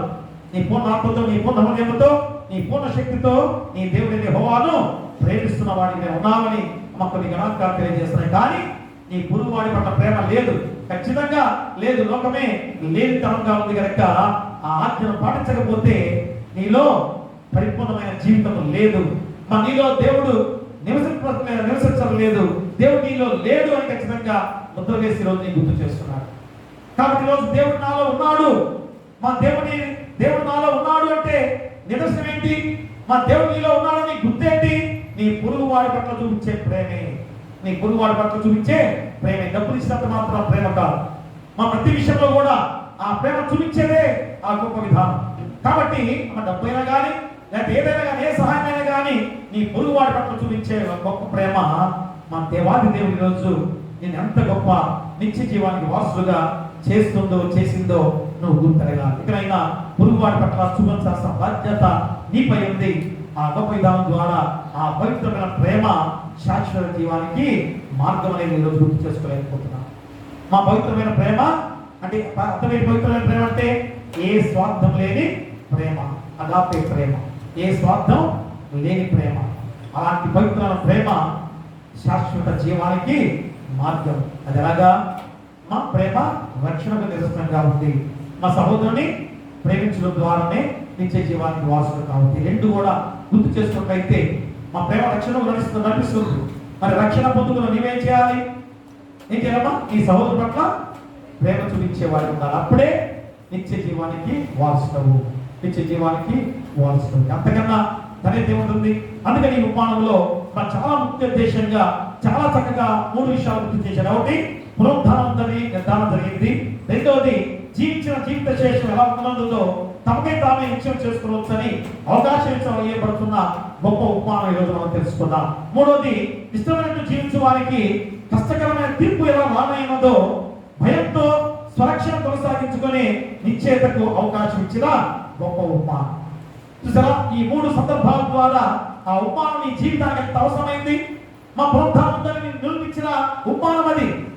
నీకు మరలా పునరుద్ధానం ఉంది.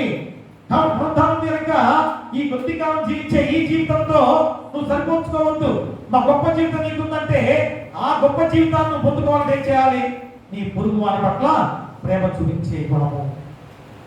అలాంటి ప్రేమ ఖచ్చితంగా ఈరోజు పొందుకుంటే మా నిత్య జీవానికి వారసులుగా, లేకపోతే ధనవంతుల్లాగా అగ్ని ఆరదు, పురుగు చావదు. కాబట్టి మాకు చక్కటి పాట కూడా ఉంది కదా, ప్రేమే జగతికి మూలం, ప్రేమే దైవ స్వరూపం, ప్రేమే నిత్య జీవం, ఆ ప్రేమే మోక్ష మార్గం.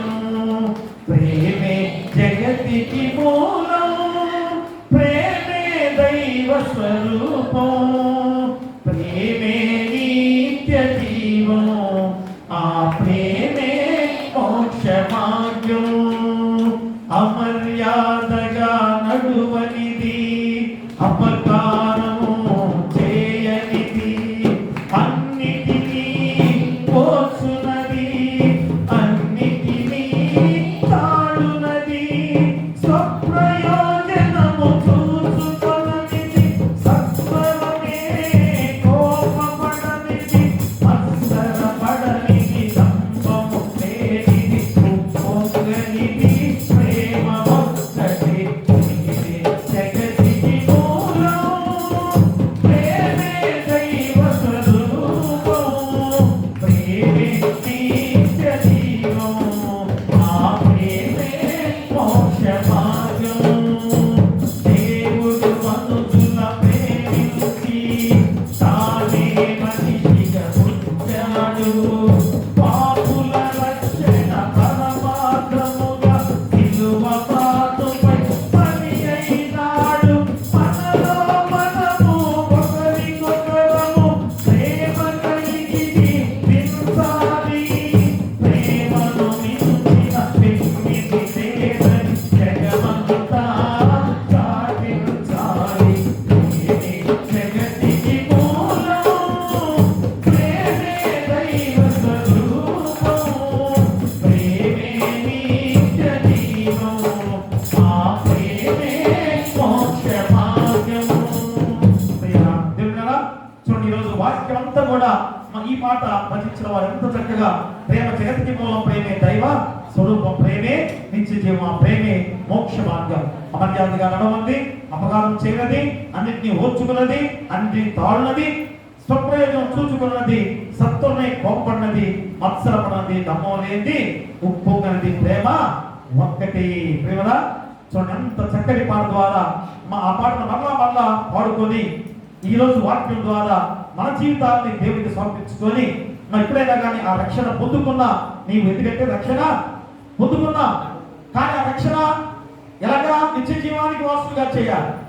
ఆ రక్షణ నిత్య జీవానికి వాసుగా నిన్ను మార్గాన్ని నడిపించాలంటే నీ సహోదరు పట్ల చూపించే ప్రేమే మార్గంగా ఉంది. అలాంటి ప్రేమ ఈరోజు చూపించండి. అలాంటి ప్రేమ కనబరిచిన వారిగా ఉన్నట్లయితే ఖచ్చితంగా మనందరం కూడా ఆ నిత్య జీవానికి వారసులుగా ఉండబోతున్నాం. సంతోషకరంగా జీవించే గొప్ప జీవితాన్ని దేవుడికి ఇవ్వబోతున్నాడు. అట్టి కృప మీకుండాలని కోరుతూ మీకు మీ కుటుంబాలతో సదాకాలం దేవుడు తోడైన గాక. ఆమేన్. సమస్త జ్ఞానం ఇచ్చిన దేవుని సమాధానము యేసుక్రీస్తుల మీ హృదయములకును మీ తలపులకును కావలయును గాక. ఆమేన్. దేవా యందు శుద్ధ హృదయము కలుగచేయుము, నాంతరంగములో స్థిరమైన మనస్సును తనముగా పుట్టించుము. నీ సన్నిధానములో నుండి నన్ను త్రోసివేయకుము. నీ పరిశుద్ధాత్మను నా యొద్ద నుండి తీసివేయకుము. నీ రక్షణ నందము నాకు మరలా పుట్టించుము. సమాధి గల మనసు కాలుగా చేసి నన్ను దృఢపరచుము. దయచేసి కూర్చోండి.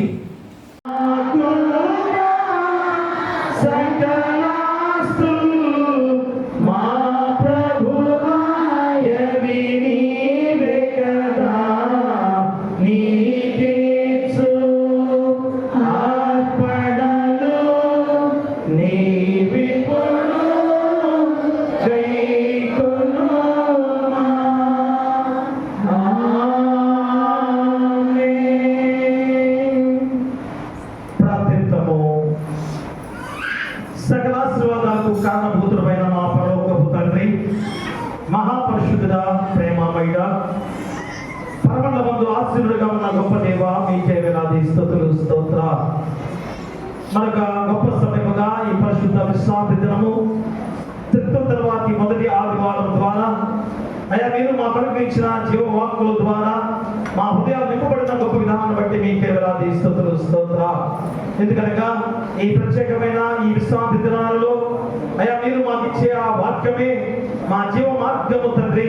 అలాంటి జీవ మార్గాన్ని ఎన్నుకొని మా బిడ్డలు అయా ప్రతి యొక్క తత్వం తర్వాతి మొదటి ఆదివారం ద్వారా ప్రవేశింపజేసుకొని మీ జీవ వాక్కులు హృదయంలో నింపబడిన విధానాన్ని బట్టి కూడా స్తుతులు స్తోత్ర.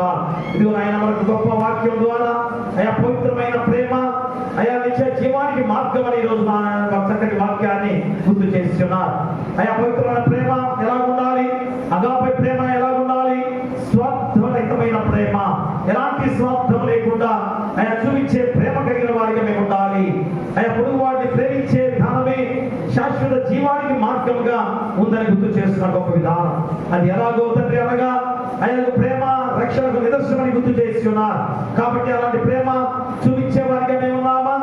అయ్యా దేవుని మేము ప్రేమిస్తున్నాను కానీ అయ్యా మన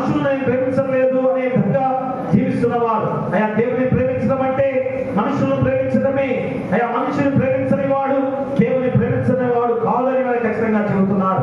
వాడు అబద్ధికులని కూడా మీరు గుర్తు చేస్తున్నారు తండ్రి. అయ్యా అలాంటి వారిగా మేము జీవిస్తున్నామా? అందుకని ఈరోజు ఇంత గొప్ప వాక్యం ద్వారా, చక్కటి ఉపమానం ద్వారా ధనవంతుడు పేద లాజరు ధనవంతుడు ఎలాగా జీవించాడు, అయ్యా దేవుని ప్రేమిస్తున్నాడే కానీ అయ్యా తోటి మనుషులను ప్రేమించలేని వాడిగా ఉన్నాడు. మరి అలాంటి దానంలో దేవుణ్ణి ప్రేమించినట్లేనా? కాదు. అదే ఆయన ప్రత్యక్షంగా ఉపమానంలో మాకు గుర్తు చేసి ఉన్నారు. ఆ ఇద్దరు మరణించారు, ఇద్దరు కూడా తీర్పు దినములో అక్కడ ఆయన చేరి ఉన్నారు. ఆ తీర్పు దినములో ఒకడేమో ధనవంతుడేమో అగ్నిగుణములో అగ్ని ఆవుదిగా యాతన పడుతున్నాడు.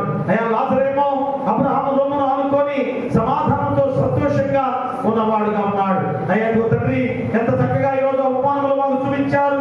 అయ్యా ఈ లోకంలో జీవించే మేము అయ్యా ఒకరి పట్ల ఒకరు ప్రేమ కలిగి ఉంటేనే దేవుని ప్రేమించిన వాడిగా ఉండే గొప్ప విధానం. అది లేకపోతే అయ్యా రేపు తీర్పు దినములో మీరు నా రాజ్యానికి వారసులు కాదని చెప్పిన గొప్ప వాక్యం తండ్రి. కాబట్టి రోజు ధనవంతుడు ఎంత భయంకరమైన నికృష్టమైన భయంకర యాత్రతో అయినా ఉన్నవాడిగా ఉన్నాడో ఉపమానంలో మాకు ఈరోజు జ్ఞాపకం చేశారు. అయ్యా అలాంటి వాక్యాన్ని తెలుసుకొని మేము ఎలాగ జీవిస్తున్నాం? అయ్యా దేవుని ప్రేమిస్తున్నాము కానీ అయ్యా తోటి మనుషులను ప్రేమించలేని వాడిగా జీవిస్తున్నాం. ఇప్పుడైనా తెలుసుకొని తోటి మనుషులను తోటి వాడిని పొరుగు వాడిని ప్రేమించడమే అయ్యా దేవుని ప్రేమించిన వాడిగా ఉన్నామని అయ్యా తెలియజేసిన గొప్ప వాక్యం. అయ్యా ఉన్న వాక్యాన్ని ఫలింపు చేయండి. ఆ వాక్యాన్ని వెలుగుగా చేసిన వెలుగు గృహాల్లో ఆపాదించుకునే బాధ్యత బిడ్డలు దయచేయండి. వచ్చిన వాళ్ళు రాని వాళ్ళు కాపీ ఉన్నవారు నడివేస్తున్న వారు ఎవరు ప్రార్థిస్తున్న వారు చిన్న బిడ్డలు కుష్ఠరోగులు అనాథలు అభాగ్యులు గర్భిణీ శిశువుల కోసం దయచేయండి. బాలింతరాలు తల్లి బిడ్డలు క్షేమంగా ఉంచండి. పిల్లలు లేని వారి బిడ్డలు దయచేయండి. వివాహాలు కాని వారి వివాహాలు చేయండి. గృహాలు లేని వారి గృహాలు ఇవ్వండి. అయ్యా విధవాళ్ళ పట్ల వ్యాజ్యం చేస్తూ అయ్యా మీ కృప వారికి అభివృద్ధి చేసి అయ్యా ఎలాంటి శోధన రానికుండా విధవాళ్ళ పక్షంగా మీరు ఉండమని వేడుకలు ప్రార్థన చేస్తున్నాం. అలాగే ఆర్థికంగా ఇబ్బంది పడుతున్న వారికి ఆర్థికంగా సాయం చేయమని వేడుకలు ప్రార్థన చేస్తున్నాం. అలాగే కష్టమైన పనులు చేసుకునేవారు కూలి పనులు, సిమెంట్ పనులు, సున్న పనులు, క్వారీ పనులు, కరెంట్ పనులు, పెయింట్ పనులు, రాడ్ పెయింట్ పనులు, వడ్రంగం పనులు, వేరే పనులు చేసుకునేవారు వారి కష్టాల దగ్గర ప్రతిఫలంతో అయా చక్కగా వారి జీవితాన్ని నడిపించుకునే బాధ్యత దయచేయండి. అలాగే ఆయన అయా అనారోగ్యంతో బాధపడుతూ మోకాళ్ళ నొప్పులు, తలనొప్పులు, కడుపులో గంటల క్యాన్సర్ వ్యాధులు, లివర్ జబ్బులు, టీబీ జబ్బులు, కిడ్నీ వ్యాధులు, ఎయిడ్స్ వ్యాధులు, అయా COVID-19 అనే వ్యాధి, థైరాయిడ్ సమస్యతో బాధపడుతున్న వారు, అయా పక్షవాయుతో బాధపడుతున్న వారు, అయా వేరే జబ్బులతో చర్మ వ్యాధితో బాధపడుతున్న వారు, వేరే జబ్బులతో బాధపడుతున్న వారు, కాలు గాయాలు, చేతి గాయాలు, కోస గాయాలు అయిన వారు, అయినా మరి ఎలాంటి అనారోగ్యంతో బాధపడుతున్నారో వారందరి గురించి కూడా మేము ప్రార్థన చేస్తున్నాం. యేసు నామములో గద్దించినండి ఇప్పుడే నీ హస్తాలతో తాకి ముట్టి స్వస్థపరచమని వేడుకలు ప్రార్థన చేస్తున్నాం. అయ్యా ఆపరేషన్ జరిగి ఆపరేషన్ జరిగిన వారు అయ్యా పరిపూర్ణ ఆరోగ్యాలతో నడిపించండి. ఏ శోధనాన్ని కూడా మీరు ఎక్కడ భద్రపరచుకోండి. అలాగే నాయన ఈ గొప్ప సమయంలో పాడి పశువుల పక్షాలను అయ్యా దీవించండి. అలాగే వాహనాల ప్రతి వారిని కూడా క్షేమకరంగా నడిపించండి. బస్ డ్రైవర్లు కానీ, లారీ డ్రైవర్లు కానీ, కార్ డ్రైవర్లు కానీ, ఆటో డ్రైవర్లు కానీ, బైక్ డ్రైవర్లు కానీ అయ్యా తిరిగి క్షేమకరంగా నడిపించమని వేడుకలు ప్రార్థన చేస్తున్నాం. అలాగే నాయన పశువుల కాపులు, గొర్రెల కాపులను దీవించి బలపరచమని వేడుకలు ప్రార్థన చేస్తున్నాం. అలాగే సేవకులుగా డాక్టర్లు, నర్సులు, ఆశావర్కర్లు, వాలంటీర్లు, పోలీసు వారు, ఎంఆర్ఓ, విఆర్ఓ, విఆర్ఏలు, పంచాయతీ సెక్రటరీలు, పారిశుద్ధ పనులు చేసేవారు, ఎండిఓ, రాష్ట్రపతులు, ప్రధానమంత్రులు, ముఖ్యమంత్రులు, మంత్రులు, ఎమ్మెల్యేలు, గ్రామ సర్పంచులు, ఎంపీటీసీ, జెడ్పీటీసీ వారు, అంగన్వాడీ ఉద్యోగస్తులు, సచివాలయ ఉద్యోగస్తులు అయ్యా ప్రతి వారు కూడా అయ్యా మీరు దేనికి నిర్ణయించారో దాని ప్రకారంగా వారు ఉద్యోగాలు చేస్తూ వారు సమాధానంగా నడిపించుకునే వారికి ఉన్నట్లయితే అయ్యా తిరిగి మీ ద్వారా ప్రతిఫలం పొందుకునే గొప్ప వాగ్దానం చేసిన దేవాది దేవుడు అట్టి గొప్ప వారికి దయచేయండి. వారు చేసే ప్రతి పనిలో మీరు తోడుగా ఉండి నడిపించి దేశాన్ని, ప్రపంచాన్ని, రాష్ట్రాన్ని, జిల్లాన్ని అయా సురక్షంగా చక్కటి సమాధానంగా నడిపించుకునే బాధ్యత వారి ద్వారా కలిగించమని వేడుకలు ప్రార్థన చేస్తున్నాం. అలాగే ఆయన వ్యవసాయదారులను అయ్యా వ్యాపారస్తులను దీవించి బలపరచండి. అయ్యా వారి కష్టాల యొక్క ప్రతిఫలంతో లాభదాయకంగా నడిపించమని వేడుకలు ప్రార్థన చేస్తున్నాం. అలాగే చదువుకునే బిడ్డలు అయ్యా రాజపక్కలో మీరు తోడుగా ఉండండి. అయ్యా కాలేజీలు, స్కూళ్ళు, చిన్న బిడ్డలు అయ్యా వాహనాలు వెళ్తున్నారు అయ్యా క్షేమకరంగా నడిపించమని వేడుకలు ప్రార్థన చేస్తున్నాం. అలాగే ఆయన మరి గొప్ప సమయంలో అయ్యా ఉద్యోగస్తులు ఆయన రాజపక్కలో మీరు తోడుగా ఉండండి. ప్రమోషన్తో నడిపించండి. గొప్ప స్థితిలో ఉండడానికి గొప్ప దయచేయండి. అలాగే కూలి పనులు చేసుకునే వారు కూడా అయ్యా కష్టాల దగ్గర ప్రతిఫలంతో నడిపించే బాధ్యతగా ఏ శోధనాన్ని కూడా బ్రేక్ లో భద్రపరచుకోండి. అయ్యా ముఖ్యంగా ఈ సమయంలో అయ్యా మేము ప్రార్థిస్తున్నాం మా ఏసీ సంఘం విషయంలో అయ్యా గొప్పనైనా ఒక నూతన అయ్యా గొప్పనైనా అధికారిగా ఏర్పాటు చేసుకొని సక్రమంగా ఎలక్షన్ జరిగి చక్కగా పరిపాలించే విధంగా ఏర్పాటు చేస్తున్న విధానం దాన్ని సక్రమంగా నడిపించుకునే విధానంలో అయ్యా మీకు దయచేయండి. త్వరగా ఎలక్షన్ ద్వారా అయ్యా మంచి నాయకులుగా ఏర్పాటు చేసుకుని సంఘాన్ని అభివృద్ధి చేసే బాధ్యత దైవసేవకుడు వెళ్ళి ప్రార్థన చేస్తున్నాం అయ్యా. కాబట్టి ఆయన ఈ గొప్ప సమయంలో అయ్యా మా సంఘాన్ని అయ్యా సంఘ డెలిగేట్ గారిని సంఘ పెద్దలను అయ్యా పిసిసి వారిని అలాగనే అయ్యా కుల పెద్దలను సమాధిని దీవించి బలపరచండి అయ్యా. సంఘానికి అభివృద్ధి చేసే బాధ్యతగా నడిపించమని వెళ్ళి ప్రార్థన చేస్తున్నాం. అలాగే సేవ సమాజాన్ని అభివృద్ధి చేసే బాధ్యతగా మీకు దయచేయండి అయ్యా. స్త్రీలు ఇంతమంది ఉండగా అయ్యా ఎంతమంది రాలేకపోతున్నారు. పవిత్రమైన సన్నిధి దేవాలయము అయ్యా దీని ద్వారా బిడ్డలు ఎంత దీవించబడ్డారు, ఎంతగా కుటుంబాలు ఆశ్రయించబడ్డాయి.